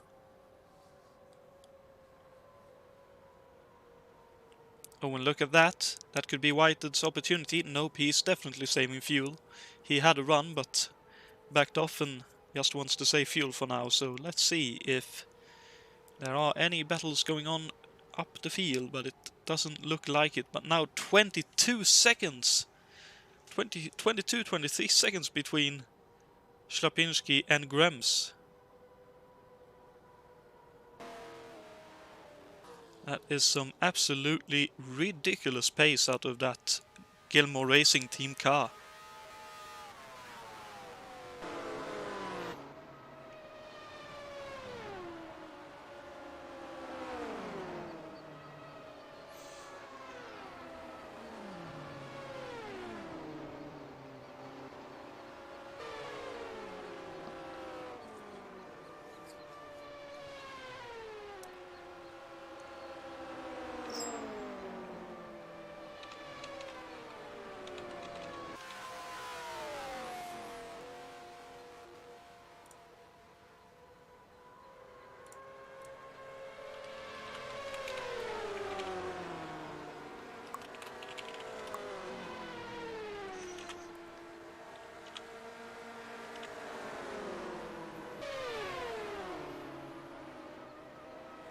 User joined your channel.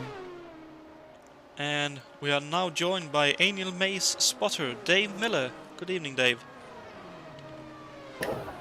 Evening, Jonathan. Oh dear, let's slightly change that volume. That was a little bit high. There we go, I think. I noticed Aniel retired about 10 laps ago now, I believe.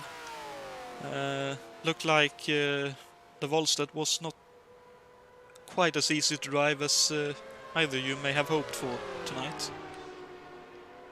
Or No, unfortunately, it's quite a tricky car if it's on these super speedways, so that didn't work in our favour. And unfortunately, we had an incident in turn 2 which put an end to our race. But we'll be back for Trenton, and hopefully that'll go a bit better. That's the right way to look at it, onwards and upwards, and looked like while it being tricky, it was looking quite nice up until that point, so just one of those things, I suppose. Yeah, absolutely. Angel May's still learning, and to last as long as we did do on what is a very difficult circuit, I think is quite good. Yeah, so for sure, this is by far the most difficult oval on the schedule, so a very good effort to get to, I believe, 63, 64, 65 laps. I know I would have retired far earlier than that. Couldn't possibly comment. I simply know I would retire earlier because my driving style is not quite suited for these oval races. I can definitely say Angel May's finishing record in this car this year has definitely been better than mine. So there's that. Well, that's very good to hear. Well, let's see out on track here at the moment. Unfortunately, not many battles going on. We have Shlapinski now 25 seconds in the lead. He is absolutely flying in that Toyota entered by Gilmore Racing Team. I'm not entirely sure. Did you possibly notice while spotting if he's doing 2 tires or 4 tires? I didn't actually know. It's probably doable. The tyre wear on this track doesn't seem to be that high, so you could certainly get away with double stinting. I wonder if that is what he is doing then to gain so much time on the others during the pit stops, but still very surprising that even with that he's also pulling away out on track. But I suppose... Well, that is... Go ahead. I was going to say, that is a very, very quick car, and Cesaris is quite a quick driver. So it's certainly a good performance so far. It'll be interesting what he does for the rest of the race. Indeed. I mean, there's still over half the race left, so much can still happen, but that is definitely a very, very good drive so far, and what is looking like some very crafty pit strategy work as well. And I suppose likewise you could say impressive pace by Michael Grems in that Tim and Jellahausen Eagle. Offie running in second at the moment and looks to be holding the gap back to Jason White in third. Yeah, that's another impressive performance. I don't think that's a particularly new car either. No, so Mikey's doing very well to be running that high up with it. Indeed, I think that is a slightly modified Eagle 74. So I suppose one could say that the chassis is very well balanced once again, but still you need to be a good pedaler to get it that far up the grid with that power plant in the back.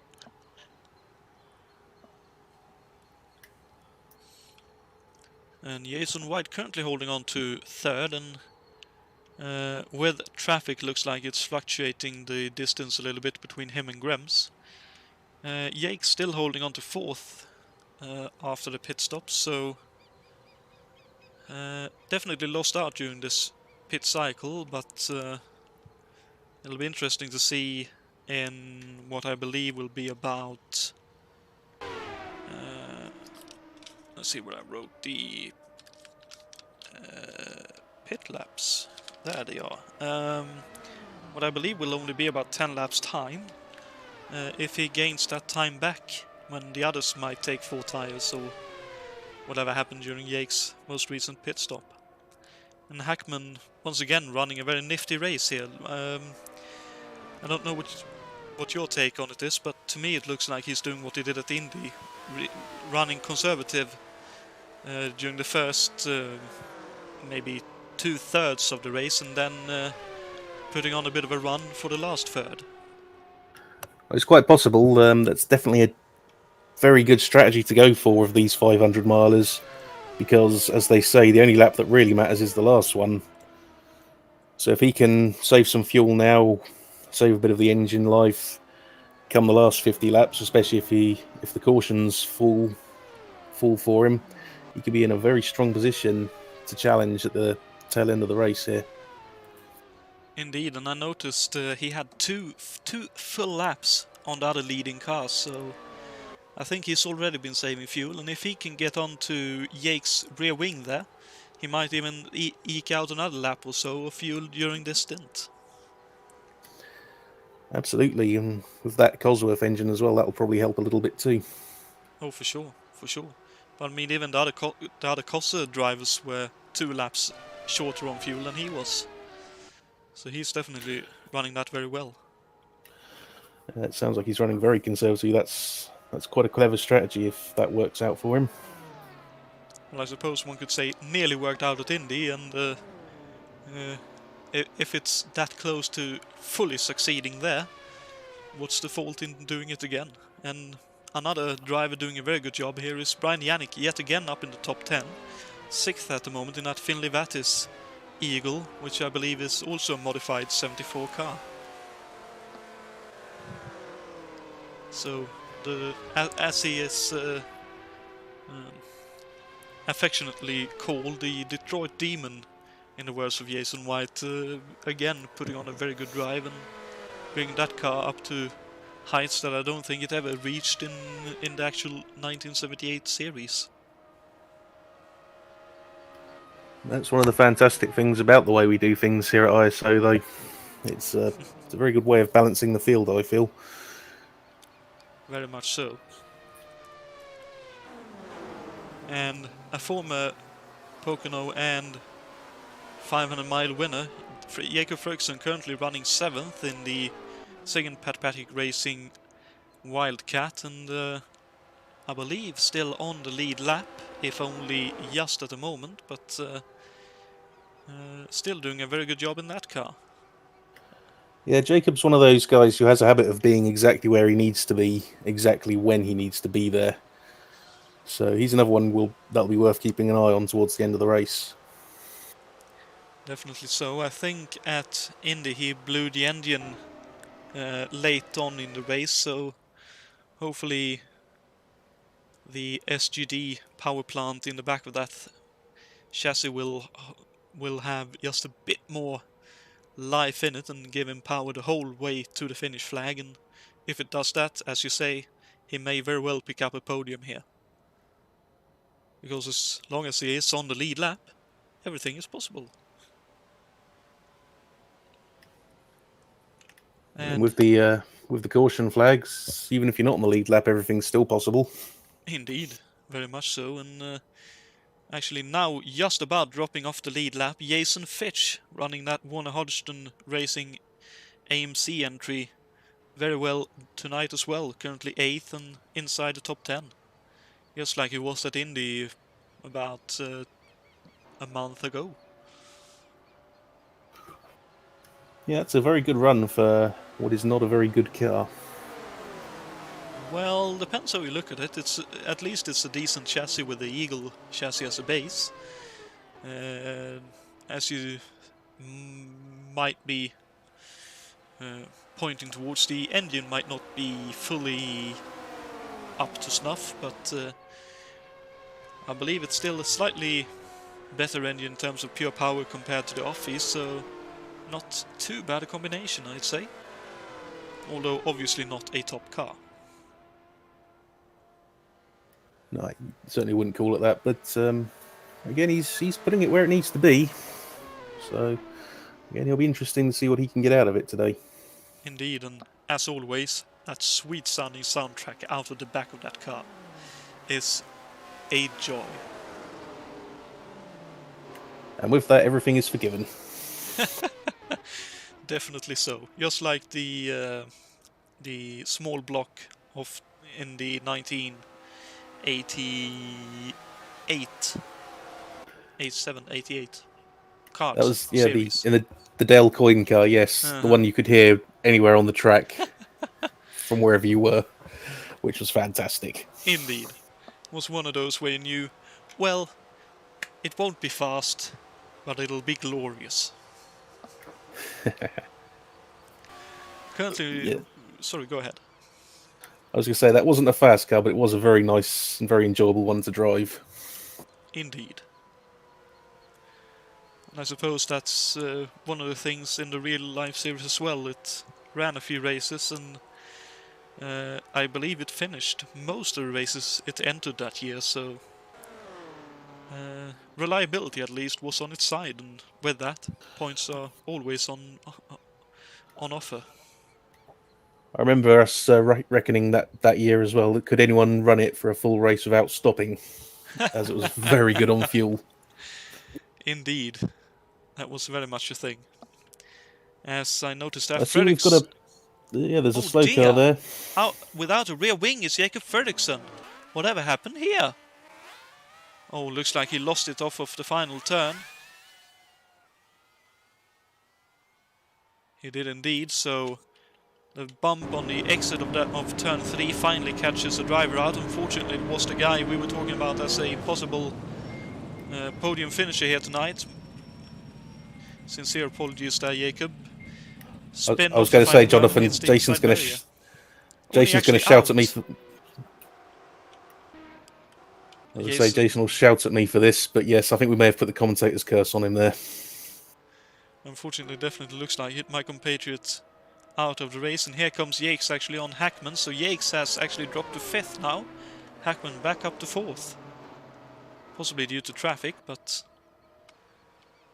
that's one of those things on this track as well, as we noticed earlier. That lapping cars on this track is very, very tricky indeed. And I suppose that is mainly down to the dirty air that the cars are producing and the high speeds the turns are taking at. Yes, it's a tricky one on this circuit in that you'll be running as low a wing as possible because it's a 500-mile race and you need to save the fuel. But then what wing you do have, you need all of it through these corners because apart from turn 1, they're quite shallow banked and there's not that much grip through them. So dirty air can have quite a significant effect. But then if you're patient, you've got that long straight to make you move there with the draft. Yeah, it's one of those almost like a chess match. You need to prepare 1, maybe 2 laps ahead and then have the run and get the move done. And I notice now nearly 30 seconds in the lead for Shlapinski. Absolutely flying. And it looks like Jason White is closing in on Mikey Graham, so both the Penske's running very, very well on low fuel here. As we are just about heading into the next stop in this race, I believe. It looks like Shlapinski's gone in right now, looking at the timing screen there. Let's see, no, he actually continues for another lap. He must have lost a bit of time in the traffic then. Very possible.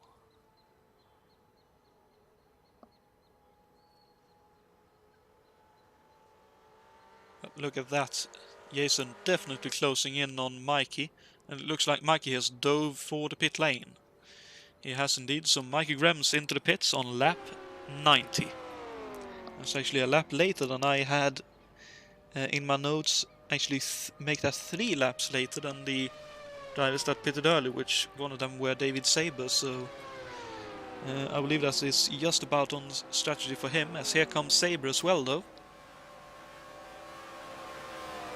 Speak of the devil, and I suppose in this case he shall arrive. That was 4 tyres for Mikey there. So quite a long stop, but may very well have been needed for him. Let's see, Shlapinski has continued for another lap, as has White and Hackman. Yakes in 4th, so Hackman I believe has pitted then. Unless I must have missed him in the list. Indeed, White is second, Hackman third, obviously. And there goes Yakes into the pits on lap 91. So let's see if he actually does 2 tyres or 4 tyres here. There's Yannick in behind him, and I believe that is Chacon in behind both of them. No, that's actually Shlapinski. So Shlapinski in as well and stopping right in front of us. So that was 2 tyres, wasn't it, for Yakes? That was. I only saw the car go up on the right-hand side. Let's see what Shlapinski does. Oh, he's revving up, so that's only 2 tyres. The right side tyres for Shlapinski this time. And there goes White right behind him, so he has a full pit stop on the next car behind him. Holy moly. That's a very, very impressive pace, if that's an accurate gap there. Very much so, and he looks like either Hackman pitted early this time, or Shlapinski has really pulled ahead, because Shlapinski, if he hasn't pitted, is still behind Shlapinski after Shlapinski pitted. Wowee. As White now comes out of the pit lane. And Grimm's in behind him. Looks like White will have the upper hand. And Yates in 5th. Yannick in 6th now. Fitch coming out of the pit lane in 7th. And Wattman up into 8th at the moment, but it looks like he is about to stop in his pit box.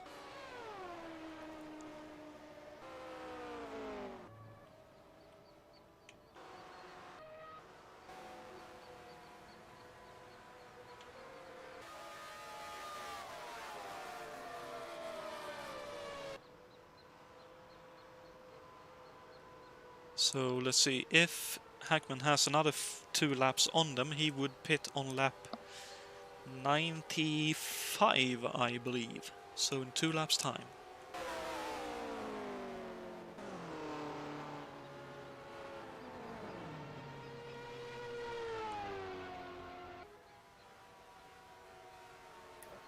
That could work out to be quite significant by the end of the race. That'll be a good 10 laps less fuel on board he'll have for that fast final stint.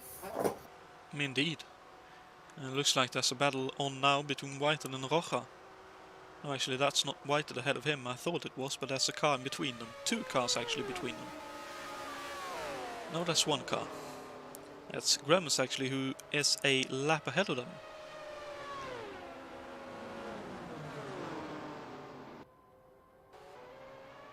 Let's see, Hackman now coming out of the pits, so he did indeed. Let's see, I believe Shlapinski pitted on lap 90, which would mean Hackman had indeed at least 3 laps, if not 4 laps, on the other leading cars. And just about comes out behind Yates once again.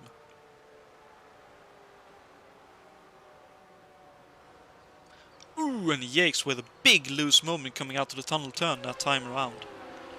That looked like quite a handful. So a quick look on board on that one.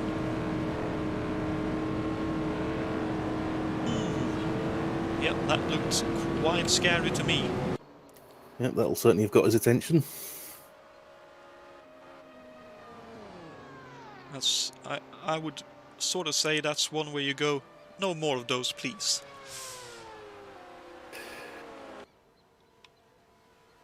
One is very much sufficient, and White has indeed gotten ahead of Grems during this pit cycle, but Shlapinski 35 seconds ahead of White out on track. Holy moly.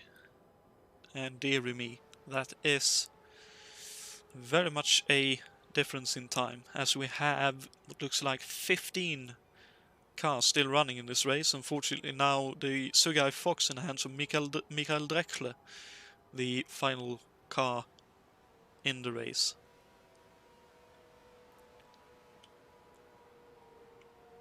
When Yates very high in 1, that looked a bit higher than he would normally want to run. And Hackman only 1.5 seconds behind, Yannick a further 7 seconds behind, and then Fitch 15 seconds behind, just off the lead lap. Chacon up into 8th, Bouchard running 9th now, with Whited inside the top 10. Closely followed by Luciano Rocha in 11th, Wattman in 12th, Watering in 13th.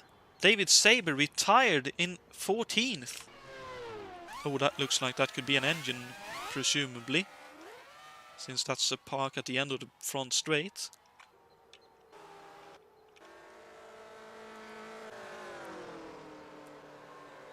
Let's see, here comes off turn 3, down the front straight, and that is a turbo gun for David Saber, unfortunately.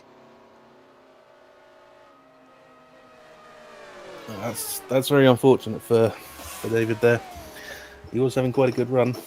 Indeed, especially for the opening 60 odd laps, I think. First 2 stints he was running very well up there, but slight mistake from the pit crew, and unfortunately then the turbo here giving up in quite a big way. I suppose the positive to take from that is that the Sugai Fox is now up in the 14th place. Also punching way above its weight. That's a very good run for that little car. And with my eye for what many say is ugly cars, I think that looks quite nice. If a bit strange compared to the more, within quotation marks, modern cars in this field.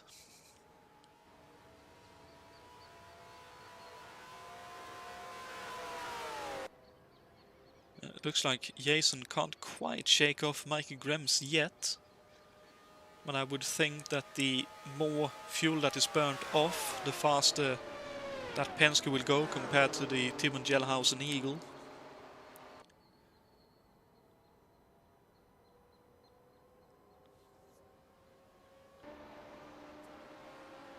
But look at that, half a lap in the lead, more or less, for Shlapinski, as he heads on to lap 100, and in one lap's time we will have reached halfway, 250 miles.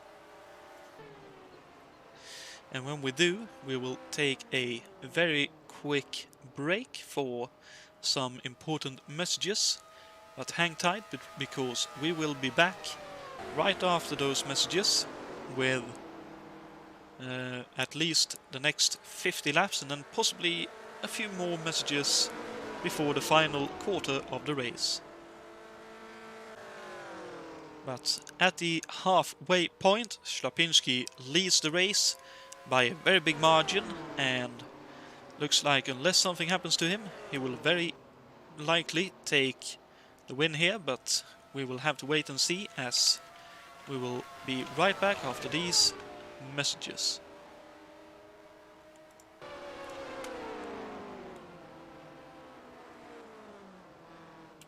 To promote reliability, brand names and authorized service, the hours you're open, the completeness of your service, your location. And don't forget illustration and copy, because if you say the right things, your Yellow Pages ad can make some beautiful music. Say something to your composer, your Yellow Pages salesperson. When American Fletcher said, "Ed, we want to be your bank," I said, "You may say that when I have money, but what about when I need money?"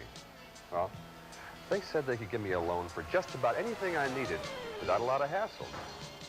Then they told me I was worth more money than I thought. And I said, "American Fletcher, you want me? You got me." And on the track now is two-time 500 winner Johnny Rutherford. You can be a winner too when you play Burger Chef's exciting and challenging 500 Racing Facts game. Just buy any sandwich, fry, and drink combination, and you'll get a game card that will test your racing knowledge. Boy, I got a tough one. Hey, this is great! I just won! I've got the best one. Who won the 76 500? Be a winner. Play 500 Racing Facts, only at Burger Chef. Now, True Value hardware stores offer a selection of beauty aids for your lawn to keep it looking its best. This Weed Eater Needy trimmer edges, trims, mows, and sweeps a 16-inch path where the mower can't reach. The Black & Decker double-edged 16-inch hedge trimmer keeps shrubs and evergreens neatly trimmed. And this Rockwell Lawn Edger and Trimmer cuts a neat, narrow edge along walks and driveways. Beautify your lawn and garden with the help of quality name-brand tools from participating True Value hardware stores.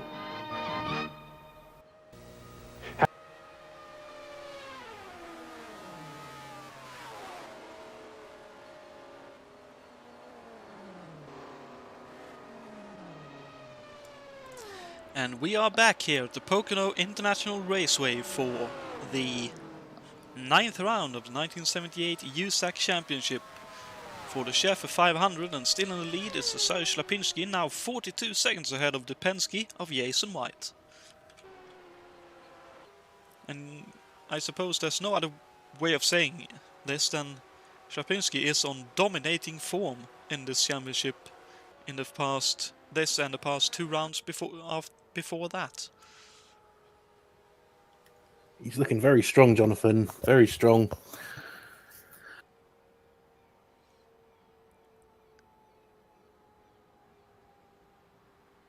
And it's, I would also say, in some way, he finally worked out the, shall we say, quirks of the Toyota that he's driving. Because he was struggling early in the championship, but last few rounds, he's really been running well.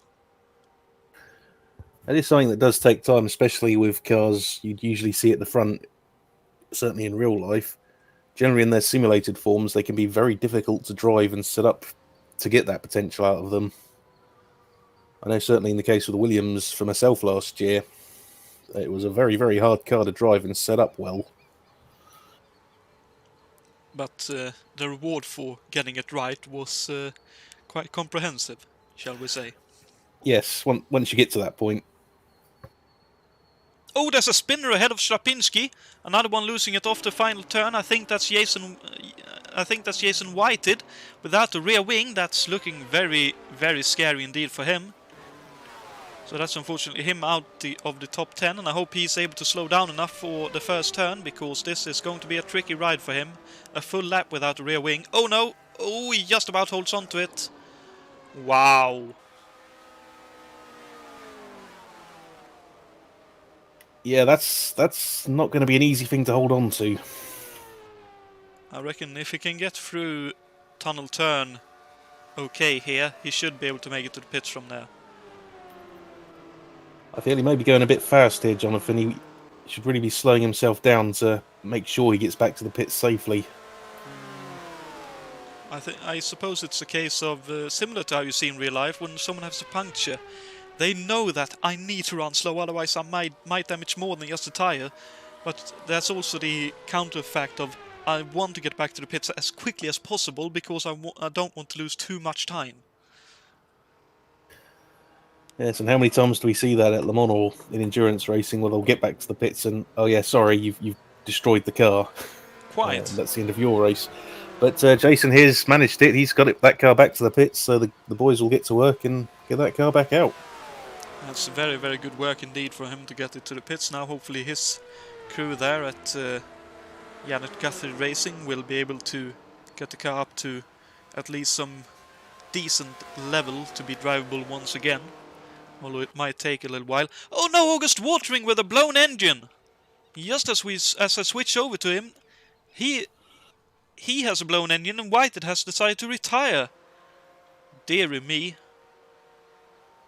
Just as he comes through turn 1, so presumably it felt the strain going into turn 1 and then it blew on the exit. That's very unfortunate for August. Another one running well early on, but clearly not to be for him today either. So that's another 2 retirees very closely together, Whited and Watering.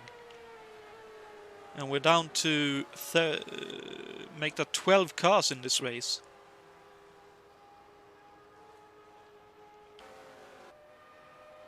And that means the Sugai Fox in probably a lap or so will be up into 12th. So Michael Drexler definitely getting everything that he can out of that car to get it as far into the race as possible, to pick up as many points as possible. Which I suppose you could say is the maximum you can probably get out of that Sugai Fox, the British-built German-sounding, sorry, not German, Japanese-sounding named car. As he's now up into 12th. Fatman in 11th, so a good recovery drive from him. Lap 1 incident for him, and clearly doing well to recover. Roja up into the top 10. I think him and his compatriots watching the race will be very happy with that. Bouchard 9th and Chacon also inside the top 10, still in 8th. So a Brazilian contingent doing very well here tonight, which is very nice to see indeed. Absolutely, they're all putting in nice, good, steady races, which is what they need to do. So very good to see by all of them there. Fitch still running there in 7th, Yannick in 6th and still on the lead lap by the looks of things.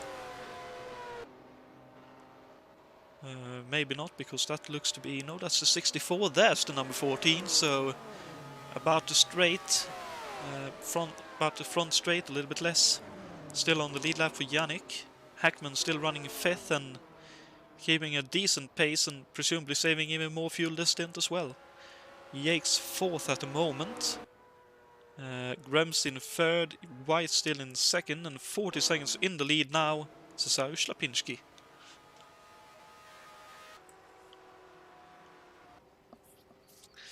I'm not sure if you were in Jason White's shoes and at Penske, a little bit less than half the race to go.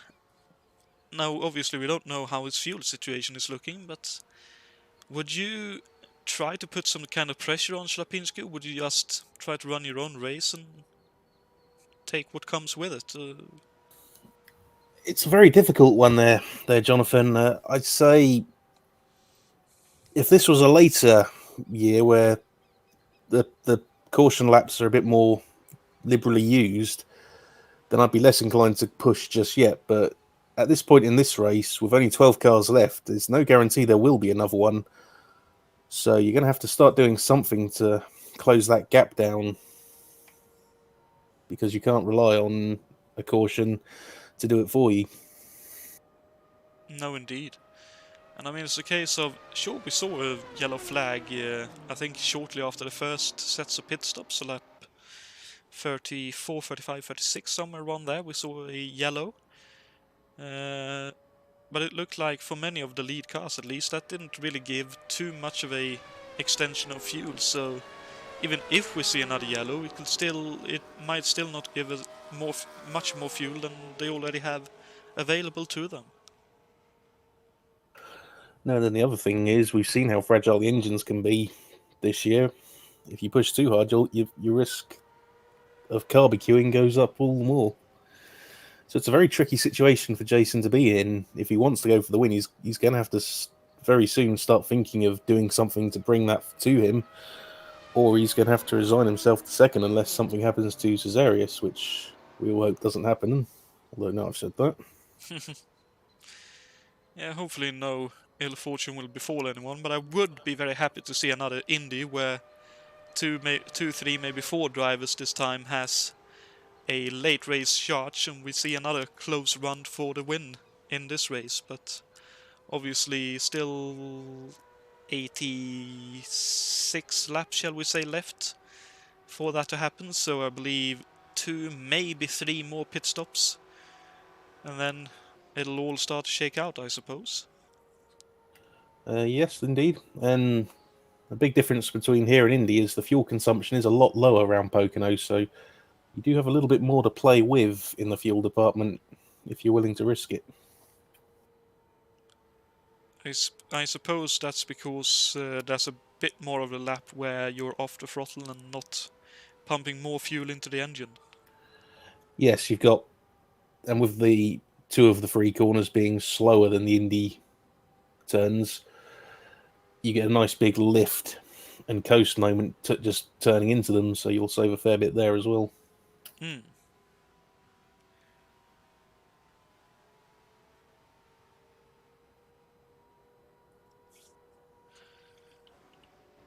And it looks like the gap is also still holding steady between White and Grems. I'm not sure if Jason is getting a bit frustrated with that, or Mikey is more happy that he's still able to hold on to the Penske. It's clearly not a place where you generally would expect the Eagle Offie to be that close to a Penske around the super speedway. And I'm sure Grems is sitting there very happy with his current position, and he'll be looking at that thinking, just wait till the end. Very much so. And I suppose Yates, despite obviously worrying about whether he'll make the finish or not, is quite happy to be running in the top 5 at the moment, considering he's had a couple of retirements late in the most recent events.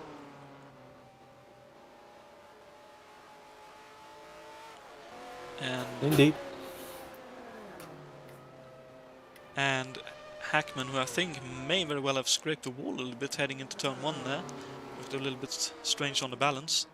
Again, just running a cool, calm race, and I think he is the most likely candidate to have a late race charge and go for at least a second place, considering he's only 18 seconds at the moment behind his teammate Jason White. Because I do reckon a minute to regain on Cesarius is a little bit too much to gain back if it's only one stint that he's running to gain that time back.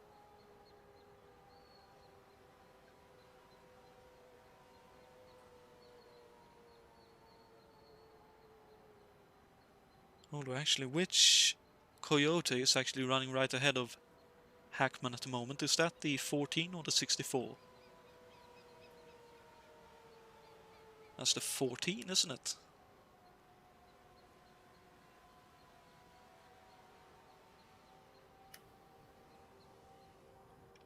Difficult to say, but No, looking at the wasn't speed that. it's going, No, it I'd was the say 6. that's probably... It was the 64. Some of the distances on these cameras makes it a little bit tricky to identify the cars.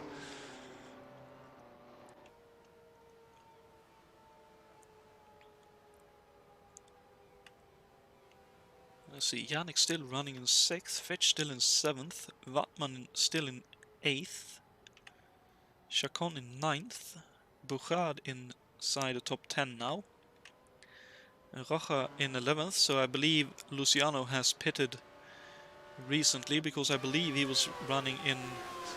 No, he was running 11th. Was during the last pit cycle he was up to 10th for a little while. And Drexler obviously in 12th here in the Sugai Fox, about a lap behind Rocha, but looks like he is currently on the same lap as Luciano.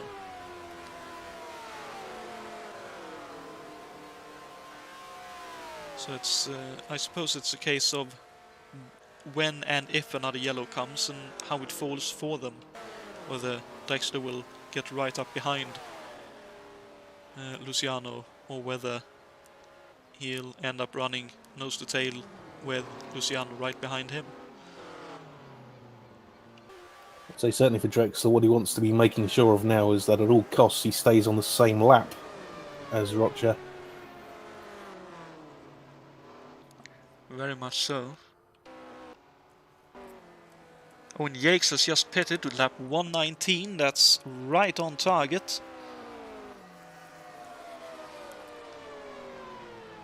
So that's 2 more stops for him to make it to the end of this race, I reckon. And Yannick now into the pits. And let's see what he does in terms of tires. Right side tires at the moment.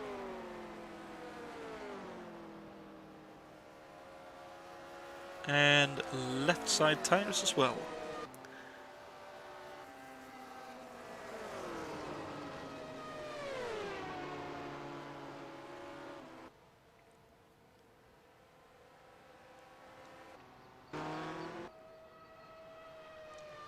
Now Yannick leaves the pits.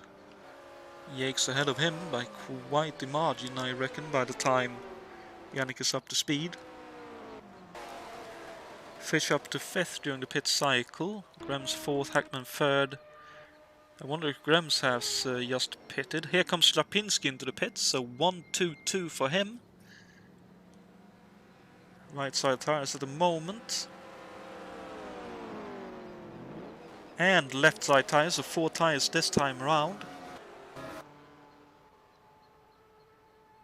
And here comes Jason White into the pits as well as Shlapinski leaves, so Shlapinski with a full pit stop lead.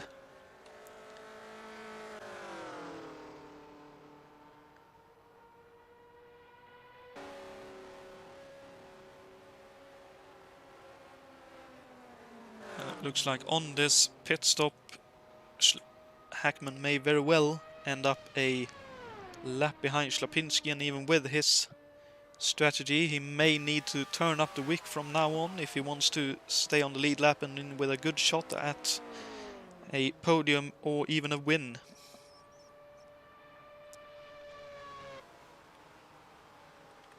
So let's see, Mikey Grems actually... Oh, that's a slow stop for Jason. A very slow stop. because they were running nose to tail previously, and now 11 nearly will probably be 12, maybe even 11-12 seconds difference between Grims and White after the pit stops.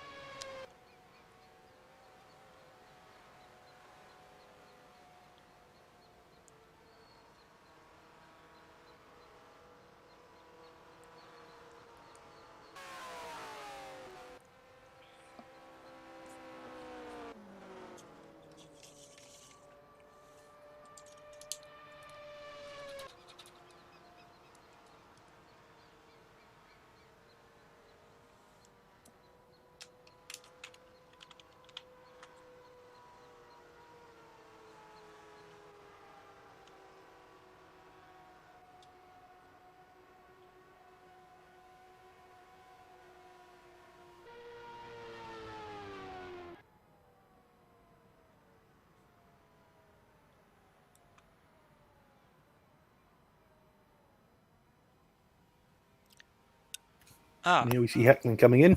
Indeed, and I just checked the chat on the broadcast. We'll check the pit stop first. Hackman with what looks like right side tires at the moment. 2 tires for him. And laying up some sweet black lines as he exits the pit lane. I did check Shlapinski's out! What? You can't be serious! What? Wow! Whatever happened to him? Oh dearie me. And a while ago too. Oh, don't tell me that's a disconnection.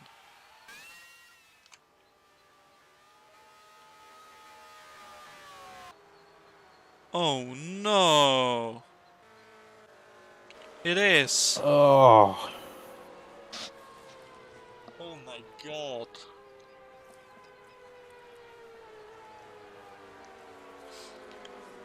Well, I suppose the way to look at this is the fight for the lead is currently much closer. But for Shlapinski that must be heartbreaking. It's like, I can see some ISPs in his area being very worried right now. That's going to be a very unhappy man. Certainly so. That is really, really unfortunate. Wow. What this does mean, though, is we've now got a very, very interesting three-way fight, or four-way battle for the win here, with Grems, White, Jakes, and Hackman all separated by only 15 seconds or so. And still holding on to the lead lap, 17 seconds behind the quartet in front is Brian Yannick as well. So, an outside shot for him. The way to look at it with, I suppose, a disconnection would be like an electrical fault or something like that in a car, where they would retire because they can't find the reason to why, for example, in modern racing of the black box, which would be the electronic control unit in the cars, doesn't work the way it's supposed to work. But yeah, as you say, the fight for the lead is close. Mikey Graham's our new leader. I believe that's the first time he's led this race, and I think he's quite happy with where he is right now. 9 seconds in front of White, and I noticed Fitch ain't too far away from the lead lap now. It's sitting right behind Grems on the road. White in second still, 10 seconds now behind the leaders because he got slightly caught out behind a lapped car. Yakes in third, Hackman close behind him in fourth. And I think this puts Hackman right in the box seat for a win in this race, if he is indeed saving fuel as well as he did previously. It'll be interesting to see how these four guys react now, because they've got the world's biggest carrot being dangled in front of them, with Shlapinski retiring. Very much so.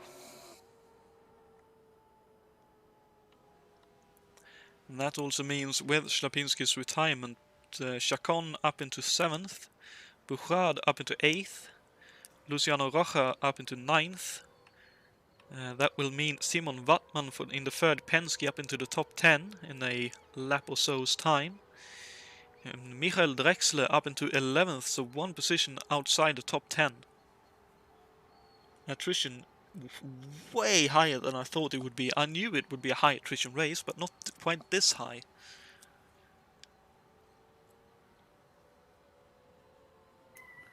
Well, once again, Pocono is taking no prisoners. You can definitely say that again.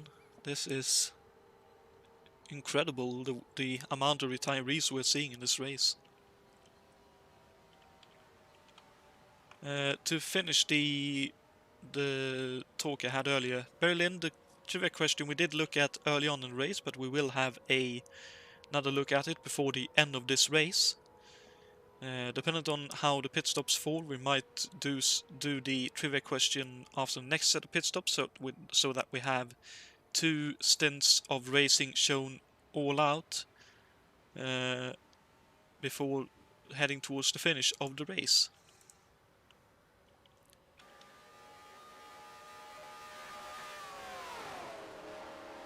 And looks like Grems is actually pulling away from White, now 12 seconds in the lead.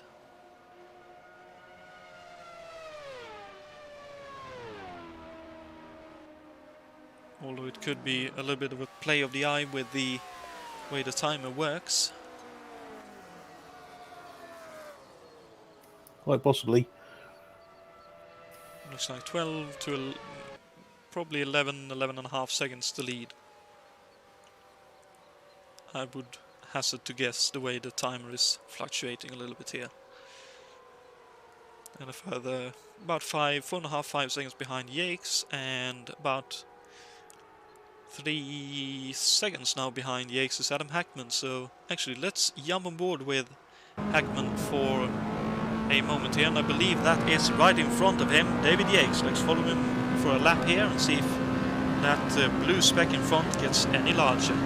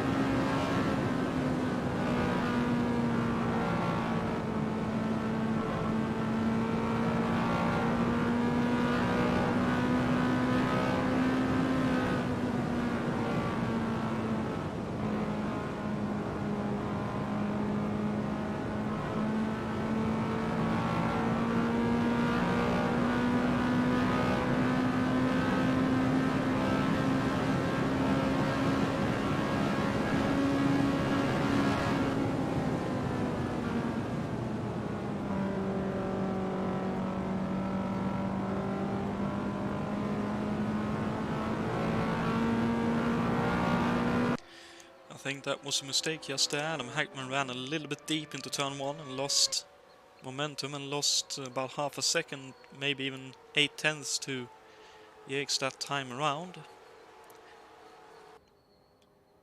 And it looks like Jason has been able to close in quite comprehensively on Grems, but there are a couple of lapped cars in between, so could be lap traffic fluctuation as well. Yeah, judging where those cars are, he probably caught them in turn 2, which is exactly where you don't want to be catching anything.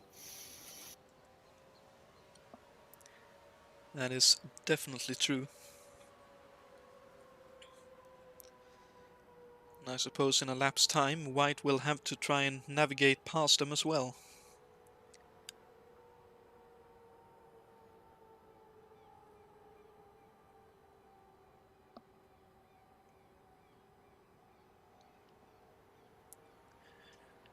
And actually even more time lost for Grems, so did he run into another lapped car, I wonder? No, he didn't, but there's a spin in behind. Oh no, that's the third Penske, I think. That's Simon Wattmann spinning off the final turn. And he is unfortunately retired. Dear me. Ooh, gets a little bit of a tank slapper going, and then on. Looks like that was across the bump on the exit that the car got loose, and heavy contact with the inside barrier retaining wall to the pits. So somewhat understandable that he decided to retire the car there and then. And that means, ladies and gentlemen, the Sugai Fox, in about a lap's time, will get a top 10 finish in this race.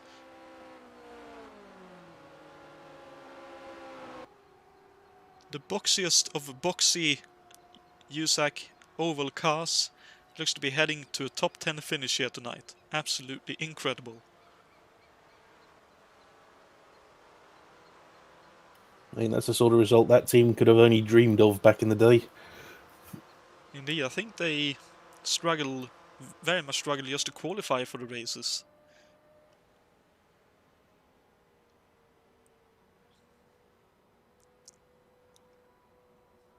So he is now inside the top 10. We have 10 cars left running with about 65 laps still to run in this race.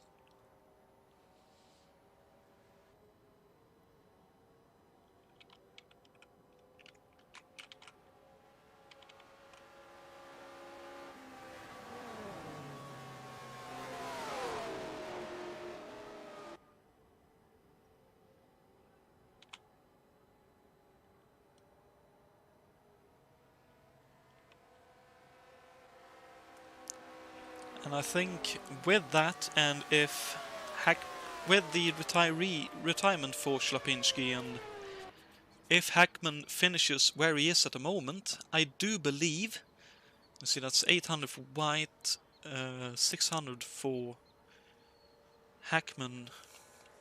I wonder if Jason White might actually take the lead in the championship if it finishes like it is right now. Might even be Grems who jumps up to the lead of the championship. It's that close in this championship. 1-2 positions makes a huge difference, especially in these long distance races. Absolutely, it's very tight at the top of the table there. So, yeah, if it finishes like this, I think it'll be Hackman taking the lead with Jason White and David Jakes pretty close to him. Indeed, and say hi to the cat in the background there, Dave.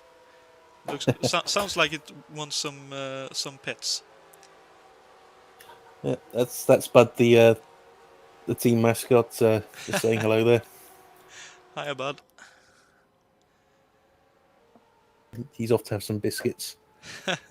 That's the way.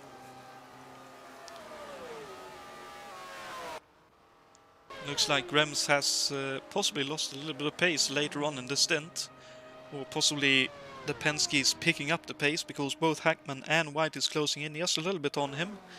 And let's see, I believe David is going with them, so all the three in second, third, fourth is closing in on Grems at the moment, so possibly the Eagle chassis helping Grems when there's a full tank in the car. But obviously, when all the cars gets lighter, he doesn't gain as much speed with that off engine compared to the slightly higher powered engines that is running in behind him. That's definitely possible. These cars do change a hell of a lot with the fuel load going down. Balance really does shift quite significantly. Very much so. We heard Jason say that, before the race that he is actually turning the rear anti-roll bar quite a lot, like almost full distance between soft and stiff to get through turn 1 the way he wants on a full tank, and then going back to a different setting for 2 and 3, and then redoing it for I'd assume like a third of a stint or something, to try and get some pace out of the car with a full tank. Yeah, we were using quite a few setting changes in the Volstead as well over the course of a stint, just to keep it under, keep the rear end in check.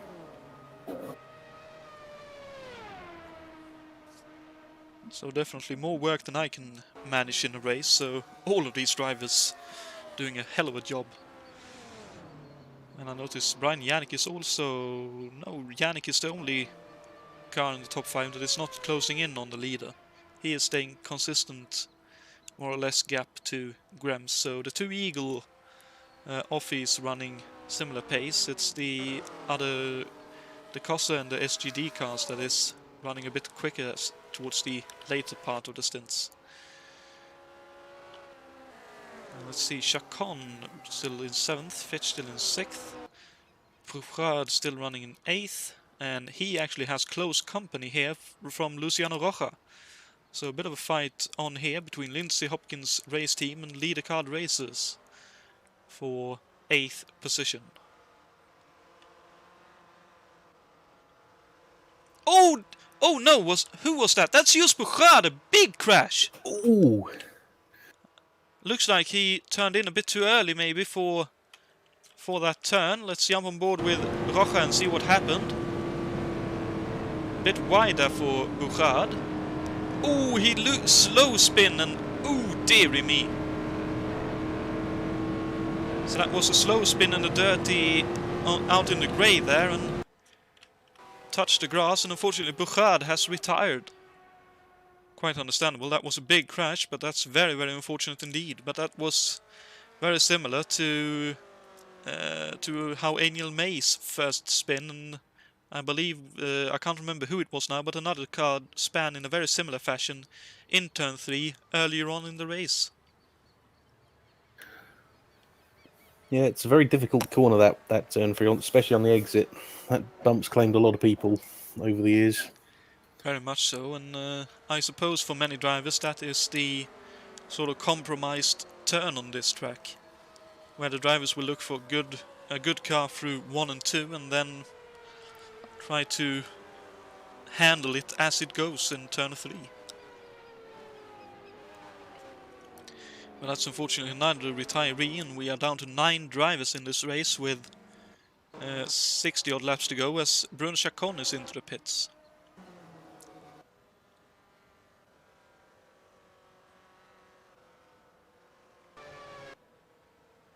And now the gap has increased again, so it's definitely traffic dependent on the laps.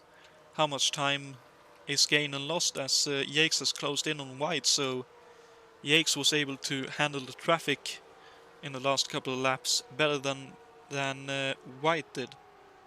It looks like Hackman was able to handle it quite well as well, as he's kept up with Yates.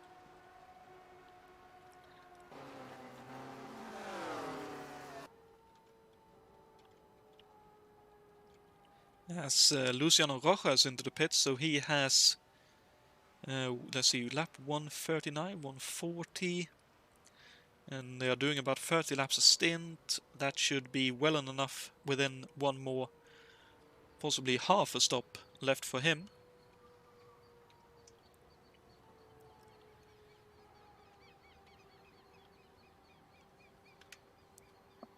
So let's see, I think most of the drivers pitted on lap 129, 130, 131, was it the last set of pit stops? Yes, it was about the lap 120 mark. 120, so between 119 and 120, 122 then. So at around 29-30 laps, that's 150, so about 5 laps until we'll start seeing another set of pit stops. So I suppose, seeing as that is the case, we will take a quick break, have some important messages coming to you, and when we are back we will be having the last 2 stints of the race, and we'll also have a look at a trivia question after these messages.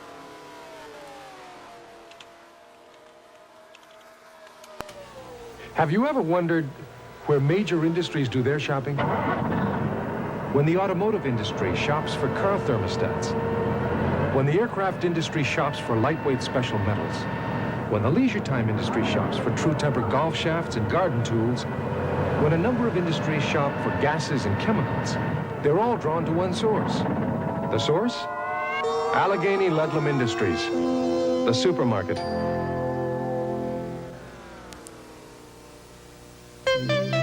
There are lots of batteries out there making all kinds of claims, performing all kinds of demonstrations. We simply say this: The J.C. Penney battery is so powerful, it's warranted for as long as you own your car. If it ever fails to accept and hold a charge, return it with proof of purchase. We'll replace it, free. And it never needs water, ever. It's the last battery your car will ever need. Blue Cross and Blue Shield plans present An American Tragedy. Nothing is so useful as the car, but many Americans misuse it. Blue Cross and Blue Shield plans are working to hold the cost of health care down. So stay fit. Walk when you don't need to drive. Together, we can keep the cost of health care from being driven even higher. Professional tennis player Joanne Russell. You know what she finds stimulating? Stamp collecting. After my dad got me started, I got really excited about U.S. commemoratives. There are so many colorful subjects I can collect. They're fun, they're history, they're America. I buy new stamps at the post office all the time. Half the fun is keeping my collection up to date. Start your collection with the 1978 mint set of commemoratives at your post office now.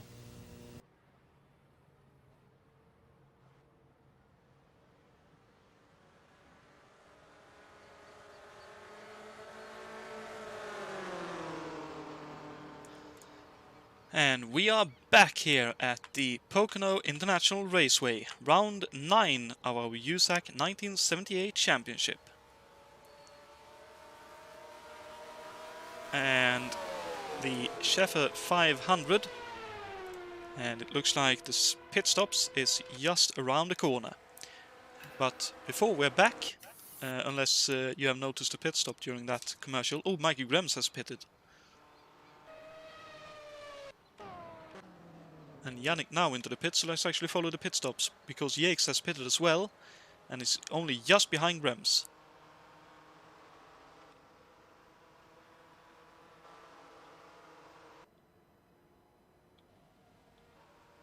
And both the Penskes still out and running. They are running long on their fuel tanks. Indeed, that'll just be one more stop needed for both of them after this one. As for the rest, I believe Grems now in third, Yakes in fourth, and right behind his friend and rival. I know they are good friends off track, and I believe they are fairly good friends on track, but obviously when you're fighting for position, it's horns out and all-out warfare. As, oh no, Michael Drexler has retired as well. So unfortunately the Sugai Fox has retired, but it is a top 10 finish in 9th. And unfortunately it happened quite a while ago, so I'm not going to get it on the replay, but Drexler put that car to very good use. Inside the top 10, Rocha in 8th, Chacon 7th, Fitch 6th, Yannick 5th, Yakes 4th, Grems 3rd, Hackman in 2nd, and White in 1st. And I believe both of them still a lap or two away from pit stops. At least Hackman should definitely be, and I believe White hasn't pitted yet either.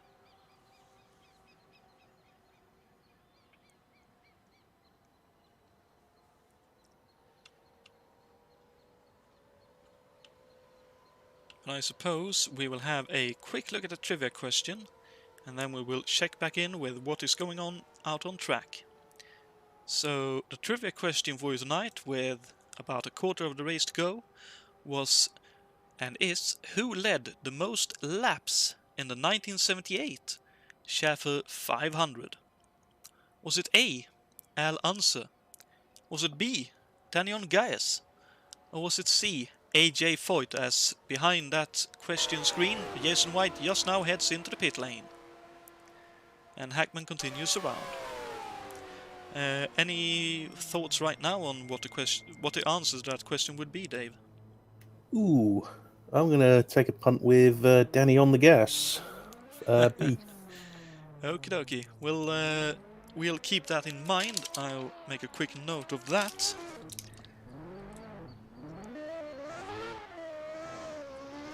As you can hear in the background, Jason White powers out of the pit lane. There he is.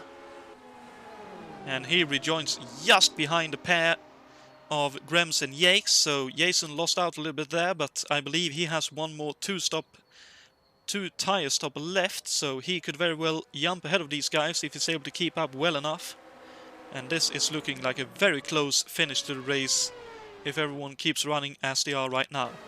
Now let's see how many more laps Hackman can do, because White stopped on lap 152. I'd say, looking at that, Jakes must have had a very fast stop because he made over 10-15 seconds or so up to be running where he is now. I think he was running about 12 seconds, 10 seconds, so that's about a four tire stop for Grems and a two tire stop for Yakes, I believe. I'm wondering if he even took tires at all, because even a 2 tire stop still, I don't think would make up that much time. Well, that would be a roll of the dice for sure, if that's the case. Here comes Random Hackman, lap 154. So he stops 2 laps later. So he is definitely turning up the wick a little bit, because he had 3, maybe 4 laps extra to go with. Now he's in the pits and only 2 laps further than his teammate, but obviously another 2 laps on the other lead cars. As here comes Yakes now in the lead. Oh, where's Grems? Oh no, Grems has blown! That's unfortunate. Oh, the slow death of an engine. That is a dreadful sound.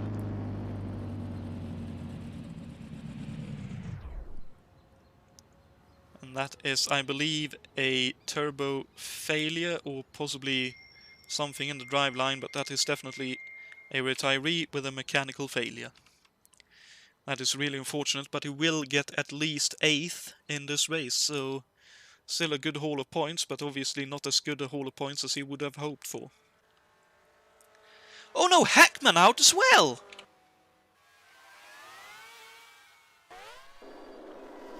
Oh no, don't tell me he blew coming out of the pits.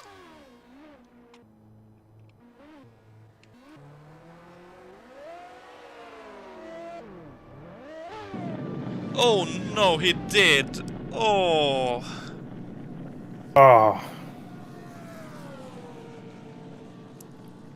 I suppose we did see him lay some very black lines coming out of the pits previously, and that is a heartbreaking retirement as well. Just as you are about to say, right, let's go for it, and out of the pits it goes on you. That may be exactly what just happened there. He might have said, right, let's go for it, and just been a bit too eager on the throttle getting out of the box there. Very unfortunate for him. He's having a fantastic run. Very, very much so, and that means, by the way, Fitch up into 4th, and Brian Yannick yet again in the podium position. So this is now, presumably if everyone keeps running, a 2-horse race for this win. Jason White 4 seconds behind David Yakes. And I know for a fact Yakes wasn't looking at this race as being a promising finish race for him, but look at this, leading the race with 1 more stop to go. And also I notice, in a couple of laps time, Bruno Chacon will be running in the top 5. And Rojo will be in 6th. We have a very good result for those two if they can keep it going. Very much so, and they will be very happy with that. And that's one of the beautiful things with oval racing, I suppose. As long as you can keep the car going, as we mentioned previously, anything can happen, and you can gain a lot of positions through other people's misfortune, especially with mechanical failures. Which was a thing of those years, both engine reliability, but also gearboxes, drive shafts,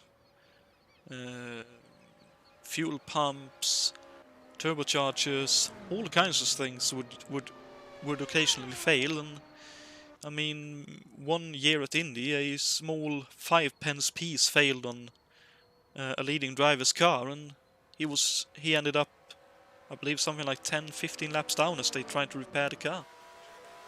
That's a story we've heard so many times in motorsport and in other things. A multi-million-pound, highly advanced machine brought to its needs by a 50-cent component. And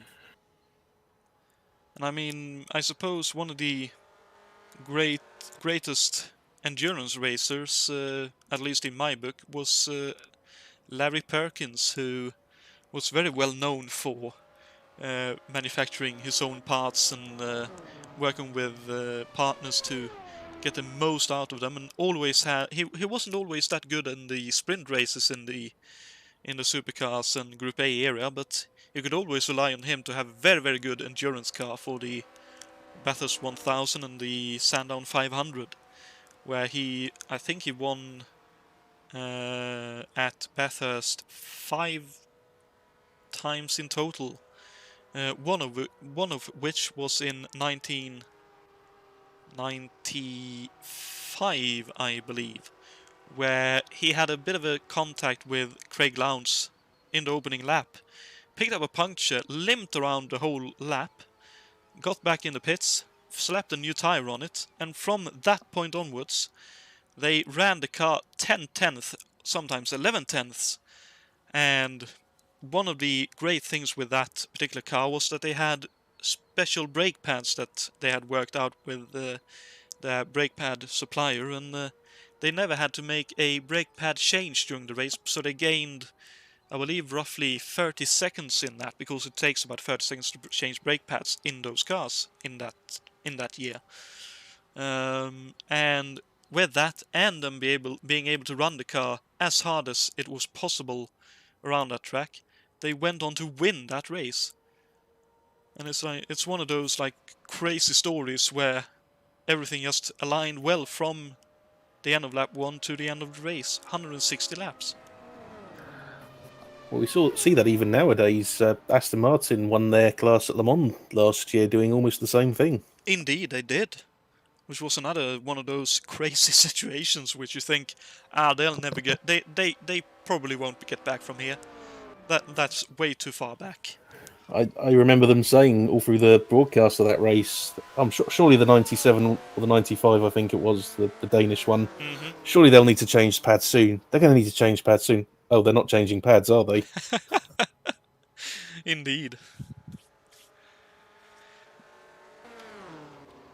But that's also, I think, a case of the drivers agreeing quite early on that we shall very much look after the brakes and try to run them as nicely as possible to make them last the whole distance. But it's still like one of those fantastic situations where you can't believe it's true when it's actually happened. Absolutely. And it's those stories that make our sport so exciting and fantastic. For sure, and this race has definitely been exciting, and we've still got 35 odd laps to go, with Rocha running in 6th, Chacon in 5th, Fetch in 4th, and probably the best he will get unless something happens to the guys in front. Yannick in 3rd, about 22 seconds behind the leading duo, who are separated by less than 3 seconds now. And this is probably a big chess game now. I wonder if Jason is aware that Yakes might need to take either 2 or 4 tires on the next stop. And obviously we also have the fuel situation to take into account. How are they actually on fuel?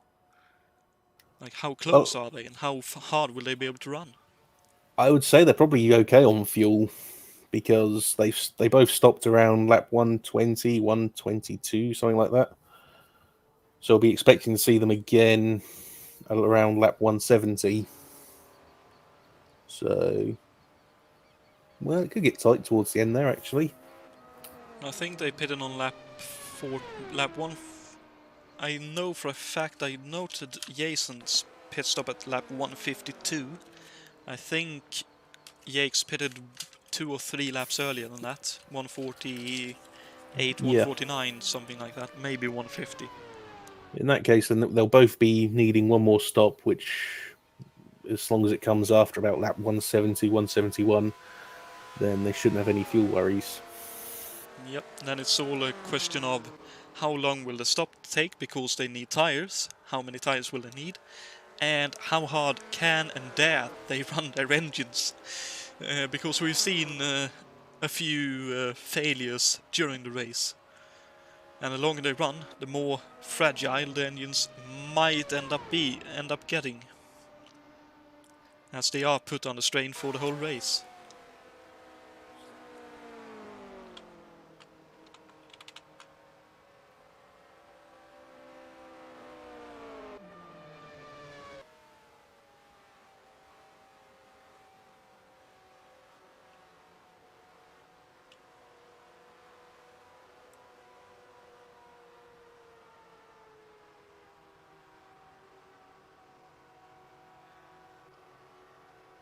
I'm fairly sure, Blue Moon, that we will have drivers finishing. The question is, will all the engines last to the end of the race from here? It's very much a case of like in real life. Even if you put in a new engine, I know this is also Bathurst. I think this will have been 1993 for the Bathurst 1000. The Works Holden dealer team put in 2 new engines in their cars for the 1000. One car dropped out, I believe, after lap 3 with low oil pressure.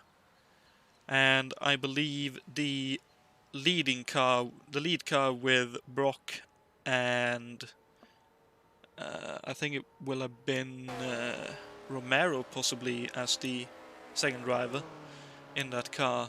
They got to the first pit stop a little bit early for that stop, which might have suggested that they were in trouble already by that point. And Romero jumped into the car, did I think 2 more laps after that, and then they dropped out with low oil pressure. 2 new engines, and they lasted 3 and about 27, 28 laps. Indeed, sometimes you can prepare as much as you like and have all the resources you like. Some days the racing gods just say, no, you will not win today. Indeed. I suppose a more recent one would be in IndyCar's Will Power at Detroit and Belle Isle last weekend in the first race in that event. He got to I believe it was the second red flag of that race, which was like 12-15 laps before the end of the race, and the car just wouldn't start up. So from the lead he went, and I think he got going, but finished 2 laps down in the low teens or something like that. And that's one of those cases where you say, well, everything is going well, oh, a red flag, oh well, should be okay, and then it won't start. It's like the gods just saying to you, nah, you're not getting a win today.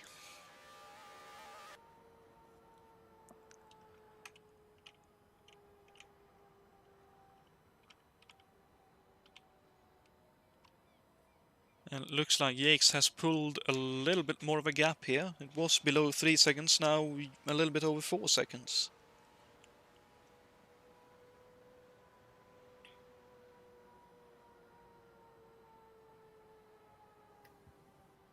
It's quite possible Jason's just saving himself for after that pit stop. Could very well be.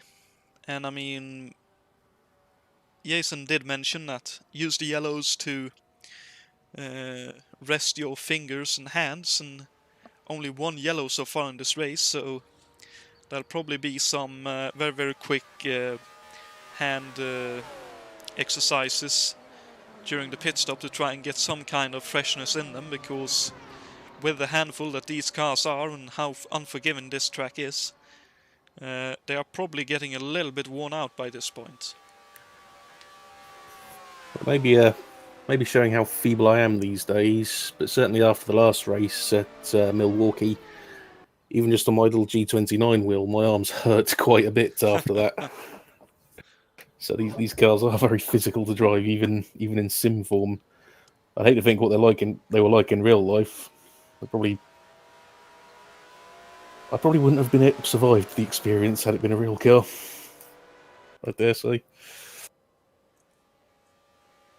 It's one of those things where you go, these drivers were maniacs. Absolutely. No, and in the very best way. Indeed. And I mean, just look at, I think it was Lewis Hamilton who got to drive one of Senna's old cars at Silverstone many years ago. And he was talking about, I can't imagine how it was to drive these cars on the limit in an actual race. Because the cars were crazy and the drivers were mental in a good way, because, as he said, you could pretty much punch the side pod and you would punch straight through it. Compared to today's cars, where most of the time you're fine. I mean, why you had Felix Rosenqvist's accident last weekend. Thankfully, he looks to be more or less okay after that race. Although not racing this weekend, it looks like he is okay, and that's a big kudos to how the cars are built and the safety that's been put into cars ever since motor racing started. That you can have that kind of accident and you're more or less fine after it. Absolutely. But then going back to the Senna anecdote there, if we just think back to the 1991 Brazilian Grand Prix, where he drove the car stuck in fifth gear. Oh, indeed. Or sixth gear. You heard him over the team radio at the end of the race. It's a mixture of sheer elation and utter pain and exhaustion. Indeed. Oh, Rocha might be a little bit close on fuel. He's pitting now on lap 167. That might be close. He's a few laps down, but yeah, that could get very tight for him. And also with that Senna win, you also saw on the podium, like he got up there and he could barely lift the trophy. He was that worn out after the race. Well, he had to be helped out of the car as well, and you see him. He was always a very fit man, and that car did that to him. Which says quite a lot about how tiring it was and how difficult that car must have been to drive, especially around that track in such a high gear. Because that track has some incredibly slow corners. It's like second gear corners in those cars. Indeed. Well, having read Nigel Mansell's book not too long ago, he says in that one of the main advantages he had was just his sheer strength. That he was able to muscle cars for a lot longer than other people around him were. But also a bit of a down part for him as well, because when he came back from kart, I think he was meant to drive for McLaren as David Yates heads into the pits from the lead, and looks like White continues. He couldn't fit in the car because the car was so cramped. Indeed, I think Hakkinen had trouble fitting in that car as well initially, which is why they had to very quickly come up with a B-spec version of it. But yes, that was always a problem for him. And I mean, Hakkinen, who was a great driver in his own right, was quite small compared to Mansell. So that says quite a lot about how cramped that car actually was. So let's see, fuel strategy. Now I didn't catch how many tires Yates did, so let's actually quickly go back and watch.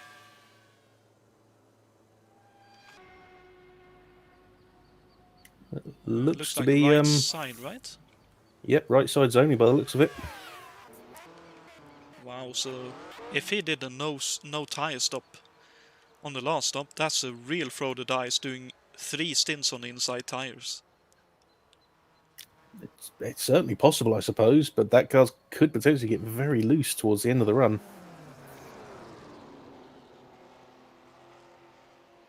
Well, It'll certainly be interesting to see what happens with that.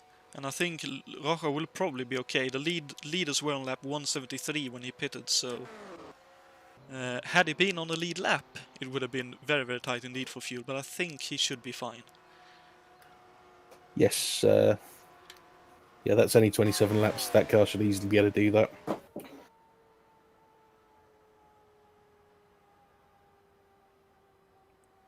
And Jason White continues for one more lap. And Yannick does so as well. Let's see, the difference between Yates and White right now is 37 seconds. That is, I believe, just around a pit stop. So this will be tight on the exit, I'm fairly sure. Unless the Penske crew comes up with a master class of a pit stop. But look at that, Jason goes for another lap. That Costa really, really frugal on fuel. I think he wants to definitely go for the overcut now. Run that car as long and as fast as he can to try and make up as much time as possible on Jake's. Quite so. Oh no, Jason Fitch is out! Oh no! Oh, that looks like another engine. Yep, it is. Unfortunately, the AMC engine bites the dust shortly before the end of the race yet again. One stint left, and coming off of turn 1, the engine halfway down the back straight, or just a little bit further than halfway down the back straight, goes in a big way.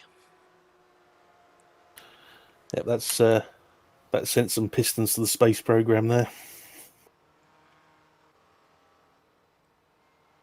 Yep.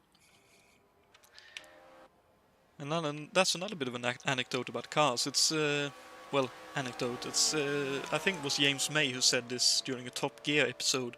He was driving, I think it was like a Fiat or something. Well, with these small little cars, you rev it and rev it and rev it and rev it until the pistons come jumping up on the bonnet, then you change gear.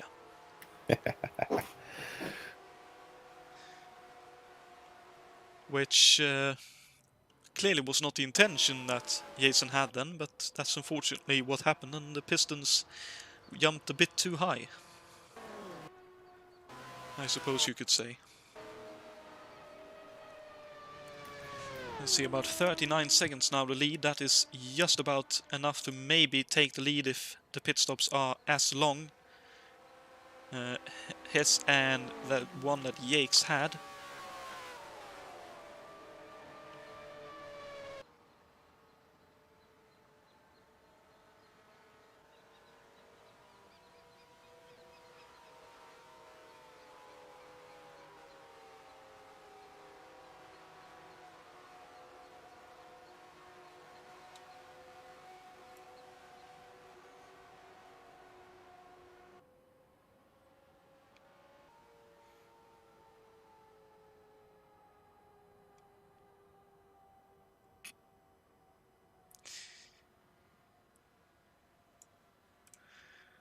And Jason continues another lap. Wow, he had a lot of extra fuel to burn in this stint.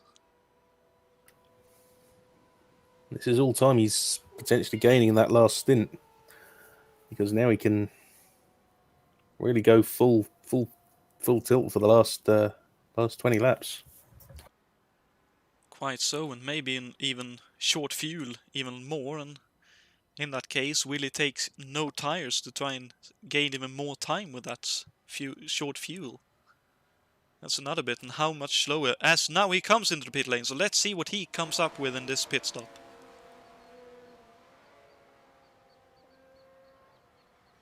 And this is also a case of his teammate Blue trying to get out of his pit stall. I wonder if Jason will be a little bit careful on the exit. Wow, that looks like no tires.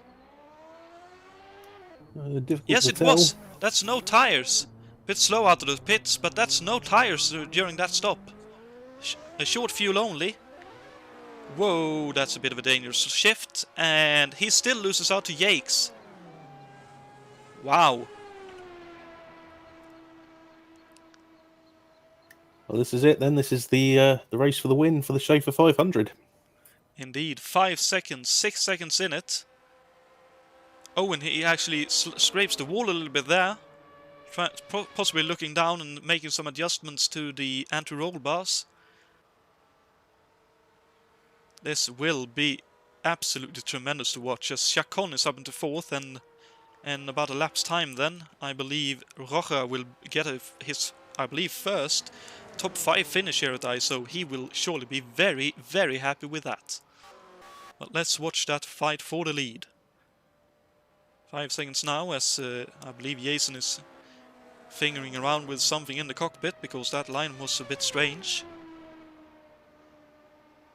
Wow, and he gained a bit of time going into there. It's actually Jambon. Sorry, go ahead. I was going to say, I'm a bit worried he may have tweaked the suspension there when he caught the wall coming out of turn 1 there. Well, possibly. Let's actually jump on board with Jason here and see how that Penske is working for him, and if he's getting any closer to the Pat Patrick Racing Wildcat ahead.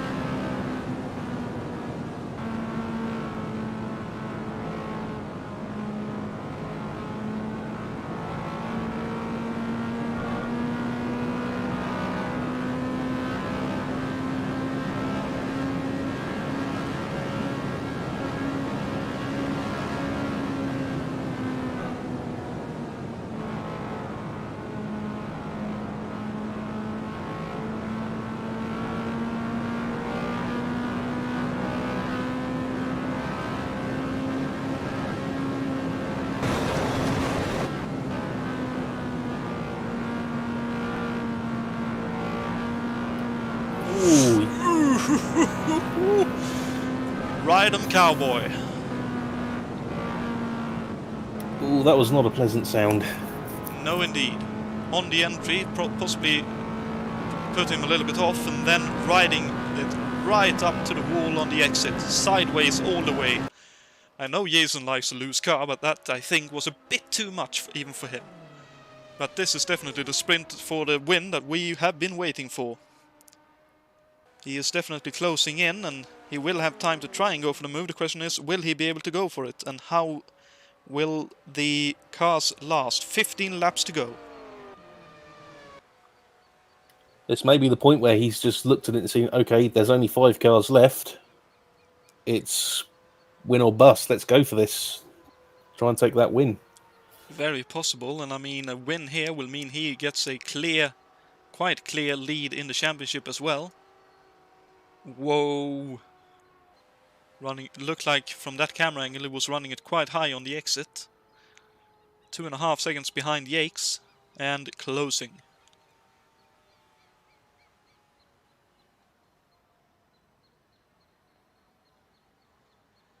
It's interesting to see that Yakes takes a bit of a lower line through turn 1, while White is running what I suppose would be the middle lane through turn 1.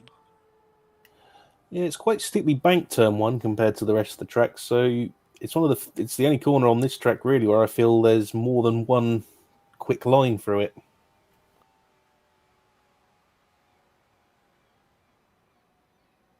suppose it's sort of how I think it was Texas a few rounds ago. We saw cars running 2 and 3 wide, and yet relatively the same pace, so I suppose it's somewhat similar to that.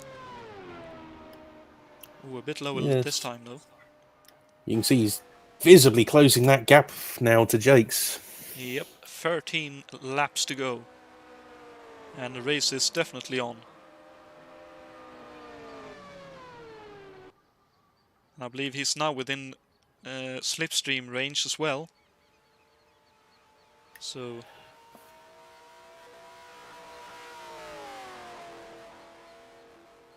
how much quicker will that Penske and White combination be compared to the Pat Patrick and Yakes combination? Oh, and a lap car ahead as well.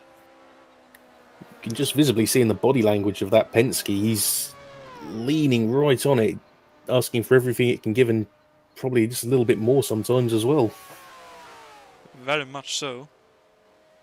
And using all the track. Which I would reckon Yakes is doing as well. It's actually jumping board with Yakes and look back over his rear wing as we can see White and Penske closing in.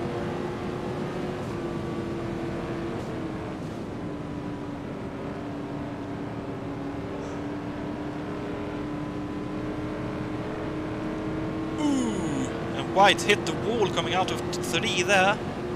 That looked a bit heftier than the one coming out of turn 1. I wonder if that tweaked the car at all. Well, he'll find out when he goes into turn 1. Ooh, and nicely done, Luciano. That's very, very sporting from you. Staying right up to the wall to let the leading cars fly by as they are fighting for the win. Penske still looks fairly planted, so he may have gotten away with that again. Well, if he did, he can... Oh, Yakes hits the wall now! Coming out of the tunnel turn! He's seen Jason closing him down, so he's upped his pace as well. This is going to be very tight to the finish. Both of them giving it everything they've got. This is fantastic. And both of them cutting it extremely fine. And look at that, in the slipstream.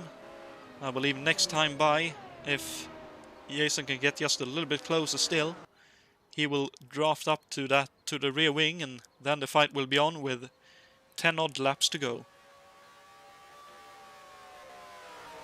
Yep, now he's in the draft.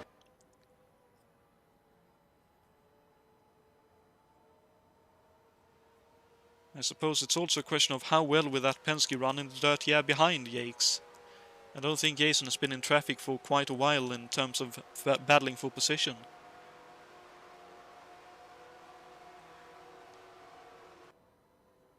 And here comes the lapped car, that's Bruno Chacon. Looks like he let Yakes by. Hopefully he'll be able to do the same to Jason. He does.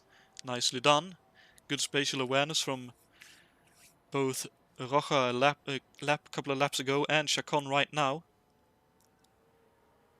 When both of them going all out here. And looks like Yakes has just opened it up a little bit, the gap.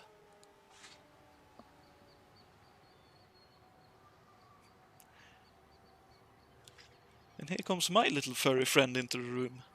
I've got my neighbor's cat that I'm looking after, and she's in here now. So if you can hear some meowing from my end, that would be Lucy, as her name is.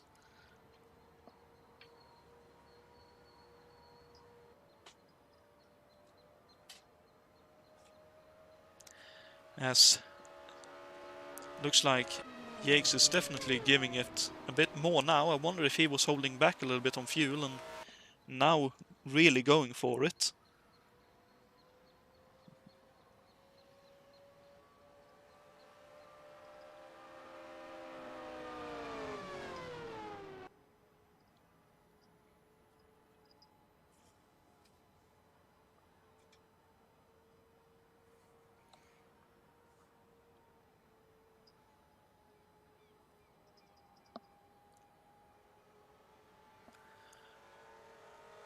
And now White has pulled it back just a little bit before they came onto the start-finish straight.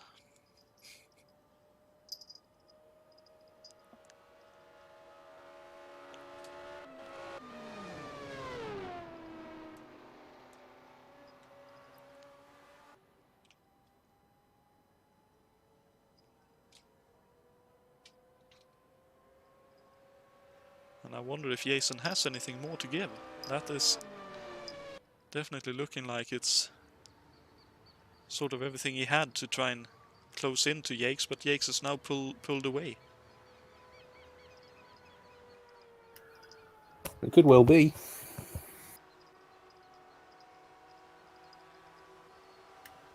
But we've still got 6 laps to go, so anything can still happen.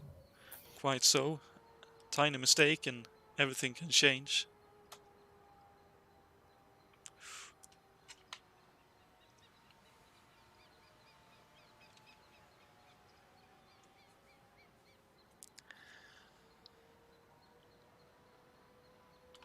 But it definitely looks like Yates 4 now has the pace. Yannick still sitting in 3rd. Chacon still in 4th, a lap ahead of Roja. Oh no, Roja has just blown! Dear me, that looks like a engine failure. So that's unfortunate, just a few laps from the end. But I suppose the positive is he still gets a top 5 finish. That almost looks like a bit of both. So what I'd call an overheated engine where the water has come out of the car. Oh dear, as Lucy is trying to help me out here. Let's see. There we are.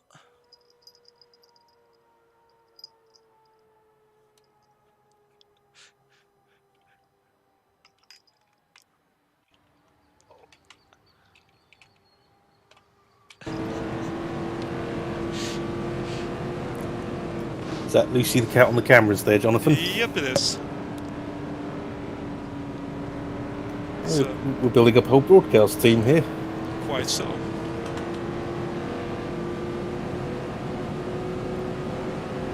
Let's see, let's try to get the camera back. There we are, and Jason White is much closer behind now yet again. I wonder if he dropped back to try and cool the engine maybe, and now he's going for it once again.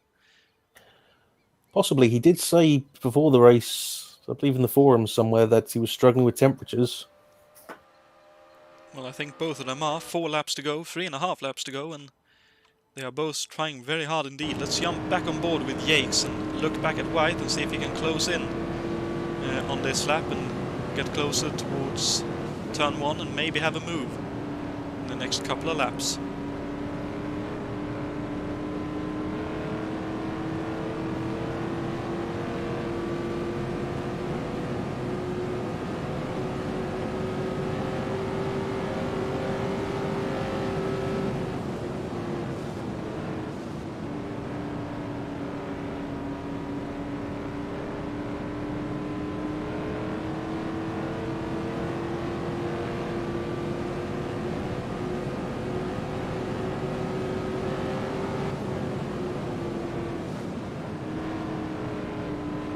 Wide, very wide, very wide. Ooh, wow.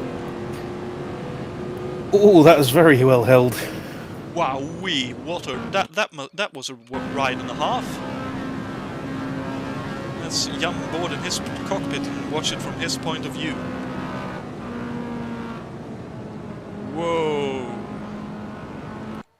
You can tell he is giving it absolutely everything. Yep. 2 laps to go. I wonder if that's either a... Okay, that's me holding back now. I'll try to finish in 2nd. Or it's... Okay, I'm close to crashing. I'm still going to try as hard. But 2 seconds to gap now, so unless Yates makes a tiny error, I don't think White will be able to close in enough. Oh, and another loose moment in the tunnel turn.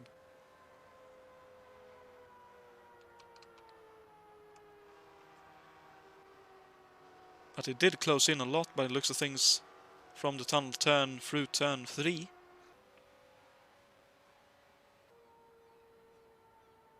So, let's see, now it's 2 laps to go. My apologies, the way AMS counts laps is still strange to me. Oh, and Brian Yannick in the pits. I wonder if he is about to run out of fuel, so he decided to either fill up a splash, or if he's just sitting there and putting on new tires and then just waiting until the leaders cross the line and do 1 lap and finish. Well, he's got 4 laps on the car behind him now, so he can afford to play it very safe.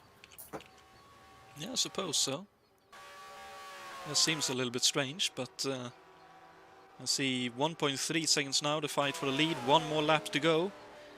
Has Jason got anything more in the tank, or is that it? Because I think if Yates wins this, he will be over the moon happy. But I suppose the same could definitely be said for Jason White as well, if he's able to close in and make a move. But it looks like that gap is possibly a bit too large unless Yates makes a tiny error. I mean, it may be a bit too late for Jason now, but Been a fantastic effort from both these guys. Definitely so. As I've been so engrossed in this that I haven't even remembered to put on the white flag for the final lap.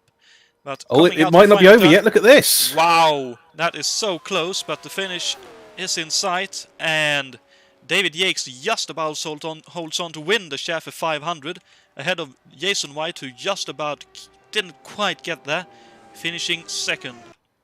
Third will be Brian Yannick, whether he crosses the finish line or not, I believe. And Bruno Chacon will finish fourth for the Gilmore Racing Team. I think the Gilmore Racing Team will still be happy with a top 5 finish, but obviously with the way Shlapinski was going before that an electrical gremlin, they might be a little bit disappointed in the team themselves.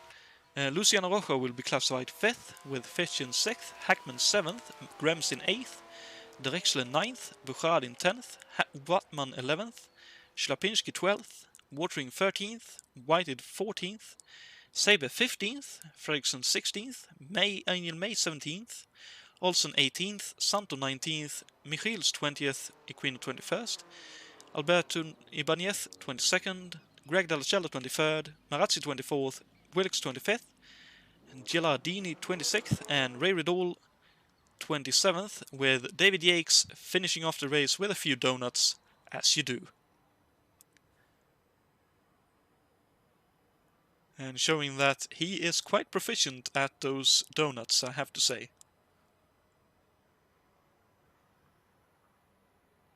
Very, very nicely done indeed.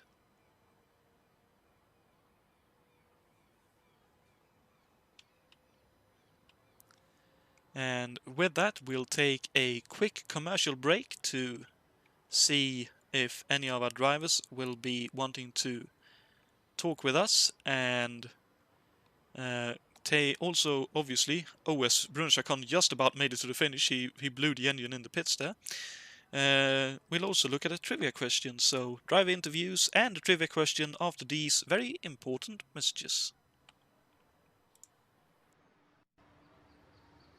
It's tough to be a car in Alaska, so I'm up here to ask you to think about Motorcraft Autopros and Ford. Motorcraft oil filters were tested tough in Alaska in 50 cars and trucks from Ford, GM, and Chrysler. After 6 months of rugged Alaska, icy winter, dust in summer, only one Motorcraft oil filter couldn't take it. Now that I've done my stuff, remember, Motorcraft parts are tested tough. Time, and you need a good wine. Jacobazzi's spoken here. Jacobazzi is the wine that will always bring the delightful flavor of Italy to your party. Jaco is the wine that goes with everything. Jacobazzi's tasty bounce brings people together. Enjoy it in red, white, and rosé. So for good taste in any language. Jacobazzi's spoken here, spoken here. Hi. Oh, hiya. Hi. Yeah, I was hoping to get a new 78 Toyota Celica, but it looks like I'm too late, right? I mean, you're probably all sold out. I should have known better. I mean, Celica being the import car of the year. Sleek, beautiful. I was just asking. You asked for it, you got it, Toyota. Just ask your Toyota dealer. He's got lots of 78 Toyotas still at 78 prices, so you'll really get your money's worth and more. Just ask for it, you'll get it, Toyota. The problem? United States Steel wanted any service rep in any district sales office to be able to check the status of a customer's order on the spot and in detail. This was a classic communications problem, so they called in the Bell System experts. Their solution, a network of 400 high-speed Bell terminals in 29 locations. This gives service reps instant access to the facts they need. Another case that shows the system is the solution. Commercial? If you really want to say something...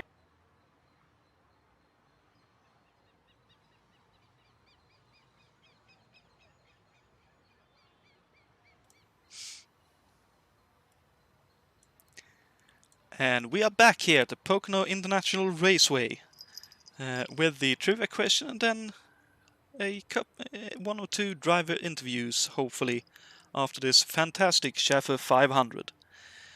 But the trivia question first, and the question was, courtesy of Jason White, who led the most laps in the 1978 Schaefer 500? Was it A. Al Unser? Was it B. Danny Ongaias? Or C. A.J. Foyt?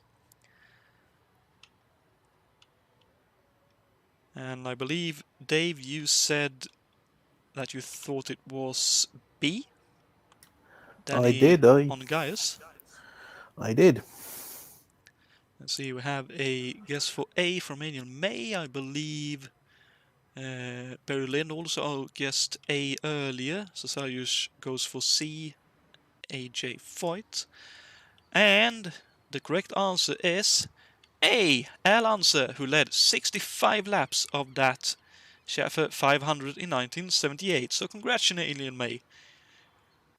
That's a very good guess for the correct answer on this trivia. So let's do that. And we are joined in the booth by our top 2 finishers. So I suppose to begin with, congratulations, Dave, on the win. I suppose that's a bit surprising for you to score the win here tonight. Yeah, absolutely. Looked like a lot of attrition. It wasn't one that I won on pace, but I don't know. After Indy, just learned my lesson, kept the revs low, and it held together, thankfully. Jason gave it quite a run at the end there. I was sweating. Yeah, it looked like early on Shlapinski was definitely the pace setter. Did you yourself feel that there was anything to be done to try and catch up to him if he hadn't had the electrical gremlins to take him out of the running come the end of the race? I think when he had his issue, which was only, just past halfway or whatever, he was about ready to lap me. So no, he had the pace. There were several cars out there that had the pace. Mikey was in good position there. He had fresh tires ready to go to the end ahead of me.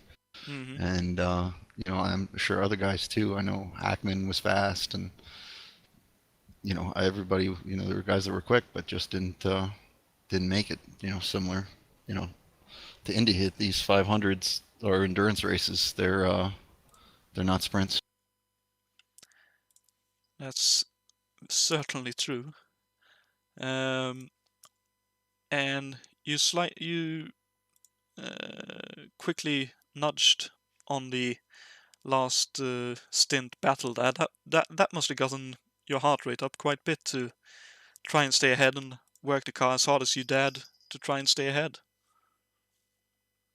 Well, I knew when I saw Jason Tight there coming out of his final stop, it was like, okay, what's going to happen? He held it there for 2 seconds, 3 seconds back, and then all of a sudden it was like I could see it close at half second. It's like, okay, he's turned the boost up. I guess it's time to go. See what we got here. I was just hoping it would hold together. Half of me was wanting to not, just to make sure it made it to the end, but I'm glad it held together. Certainly so, and a good haul of points towards the championship for yourself. I believe that may very well see you at least second, if not leading the championship after this event. Let's see, we have one more event before the summer break. On the 18th of July, the Machinists Union 150 at Trenton. Obviously, we've been there once before, but any new insights in how that will go, do you think? Will it be a good event for you, or how do you reckon the car will go there? Well, hopefully it'll be similar to last time and we can get the same kind of performance out of it when we were there last time. But, it's like you were saying on the points. The point swings are coming from these 500-mile races because they have the biggest point payout. So there's one more of those left. It's still anybody's game. Definitely so. Thank you for joining us here, Dave, and so close and yet so far, Jason, but I suppose you're quite happy with finishing second in a 500-mile race. Oh, I'll take this finish. You bet. Congratulations to David on a fantastic drive. And yeah, I mean, this was definitely a day of attrition. I was shocked at how many people left the race early. We had only like 4 cars running at the end. Is that true? Um, it just was shocking to me that was the level of the attrition, especially after Indy, where everybody had a taste of what happens when you push the engine too hard. But I made a misstep early on with my tire strategy, and then I had to play catch up by double stinting tires, which got me where I wanted to be. And then for that final stop, I could tell the only way I was going to be able to compete for the win is if I just took a splash of fuel and no tires.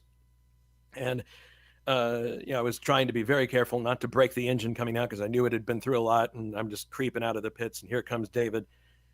And so I'm like, all right, this is, as we say in NASCAR, it's show and tell time. This is, let's put our cards on the table. And I figured, I looked at how many people are out of the race, and I'm like, screw it. I'm just going to turn the boost up. I don't care what the temperature says. The only place they remember is first. So I could see him I could see myself closing on him. I had thoughts in my head of John Cock and Mears 1982, and I could just reach out and just feel that wildcat in front of me.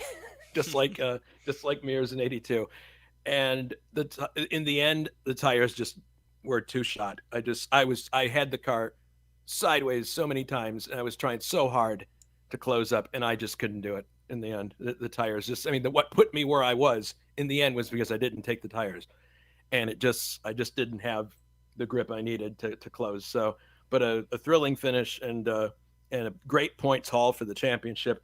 I finished 3rd at Indy, 2nd here, so the plan now is to win Ontario. Well, one more step upwards, and that would definitely be the case. In theory, that's what's going to happen. So, just a quick congratulations to Blue Moon, who also guessed right on the trivia question. Yeah.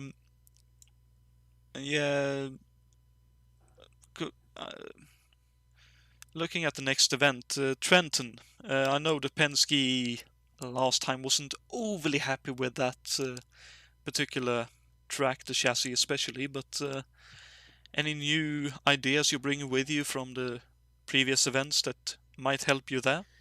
Well, I think we'll kind of have to start from zero anyway, because there have been physics changes to the cars since then. So it may, or maybe I think there have been, but in any case, yeah, I got some ideas of how to make the car handle better, but we'll see how it goes. I mean, it wasn't a bad race the first one out. We finished 4th in the Gold Charge, so we'll see how it goes. I'm optimistic we'll have a good finish, if not contend for the win. That sounds good, and yeah, thank you both to Dave and Jason for joining us in the broadcast booth. If I could just say quick thank you, Jonathan and Mr. Miller there for the broadcast. Gonna appreciate watching that later. Thank you for doing it. I second that. You guys do a great job. Thanks so much for that. I know it's 500 miles. It's a long race, but we really appreciate you guys broadcasting this a lot. Yep, good race, Jason. That was good there at the end. Right back at you. Thank you very much for... We didn't leave anything on the table there in the end. That's the way it ought to be. Absolutely. Yep. Thank you very much for the kind words, and I was going to say thank you, Dave, for joining me in the booth for this one, after Anime unfortunately retired. Any final thoughts from your end on the race and what transpired? Oh, thanks for having me, Jonathan. It's enjoyable to be in the booth once again. It's been a while. But yeah, it was a fantastic race to watch, to commentate on. We didn't know what was going to happen until the very end there, so well done to both Jason and Dave there. Brilliant performance from you both, and fantastic to watch. And we'll look forward to the next one. User left your channel. We certainly will, and I will extend a congratulations to Brian on 3rd, Chuck on 4th, and obviously a first top 5 finish for Luciano Roja in this race. I'm sure even with him retiring late in the race, he'll be very happy with that. Yeah, I'd like to give a shout out specifically to Bruno. His racecraft has been just improving exponentially this year, and I think it's great that he's having such a string of great races. in both this series and in F1. So great job for him. I can definitely second that. Very quickly, just to remind you what is coming up here at ISO before we head off for the night. We have what I think I came up to be the 83rd Große Preis von Deutschland, the 10th round of our 1986 Formula 1 Championship at the Hockenheimring. Very quick, with a set of chicanes in the forests and then the stadium section, compromise. A lot of things can happen there. And following that, 2 weeks from now, the British Aerospace 1000, the 4th round out of 6 of the 1984 DRM Championship, endurance racing, and it's a great track. A lot of good action will probably take place there. If you're interested in running, there will be extra cars. Keep an eye out on the forum and pick up a car if you want to partake. But for now, all that's left to do is wish Berylyn a slightly early happy birthday. She turns 71, I believe she said, tomorrow, so early congratulations for that, Happy Berylyn. birthday, Berylyn. And apart from that, thank you very much for everyone who turned in and tuned in and watched the race. Go ahead, Jason. Also, happy Father's Day to all the fathers out there. Hey, Dad. Father's Days goes at slightly different times of the year in different areas, so happy Father's Day to all the fathers that celebrates Father's Day today or tomorrow or yesterday. You all do a great job being fathers to your sons and daughters. But yeah, apart from that, take care everyone. Have a great week, and we'll see you all next weekend when Jason will take care of you in the booth and host the Formula 1 Championship round at the Hockenheimring. But until then, good night.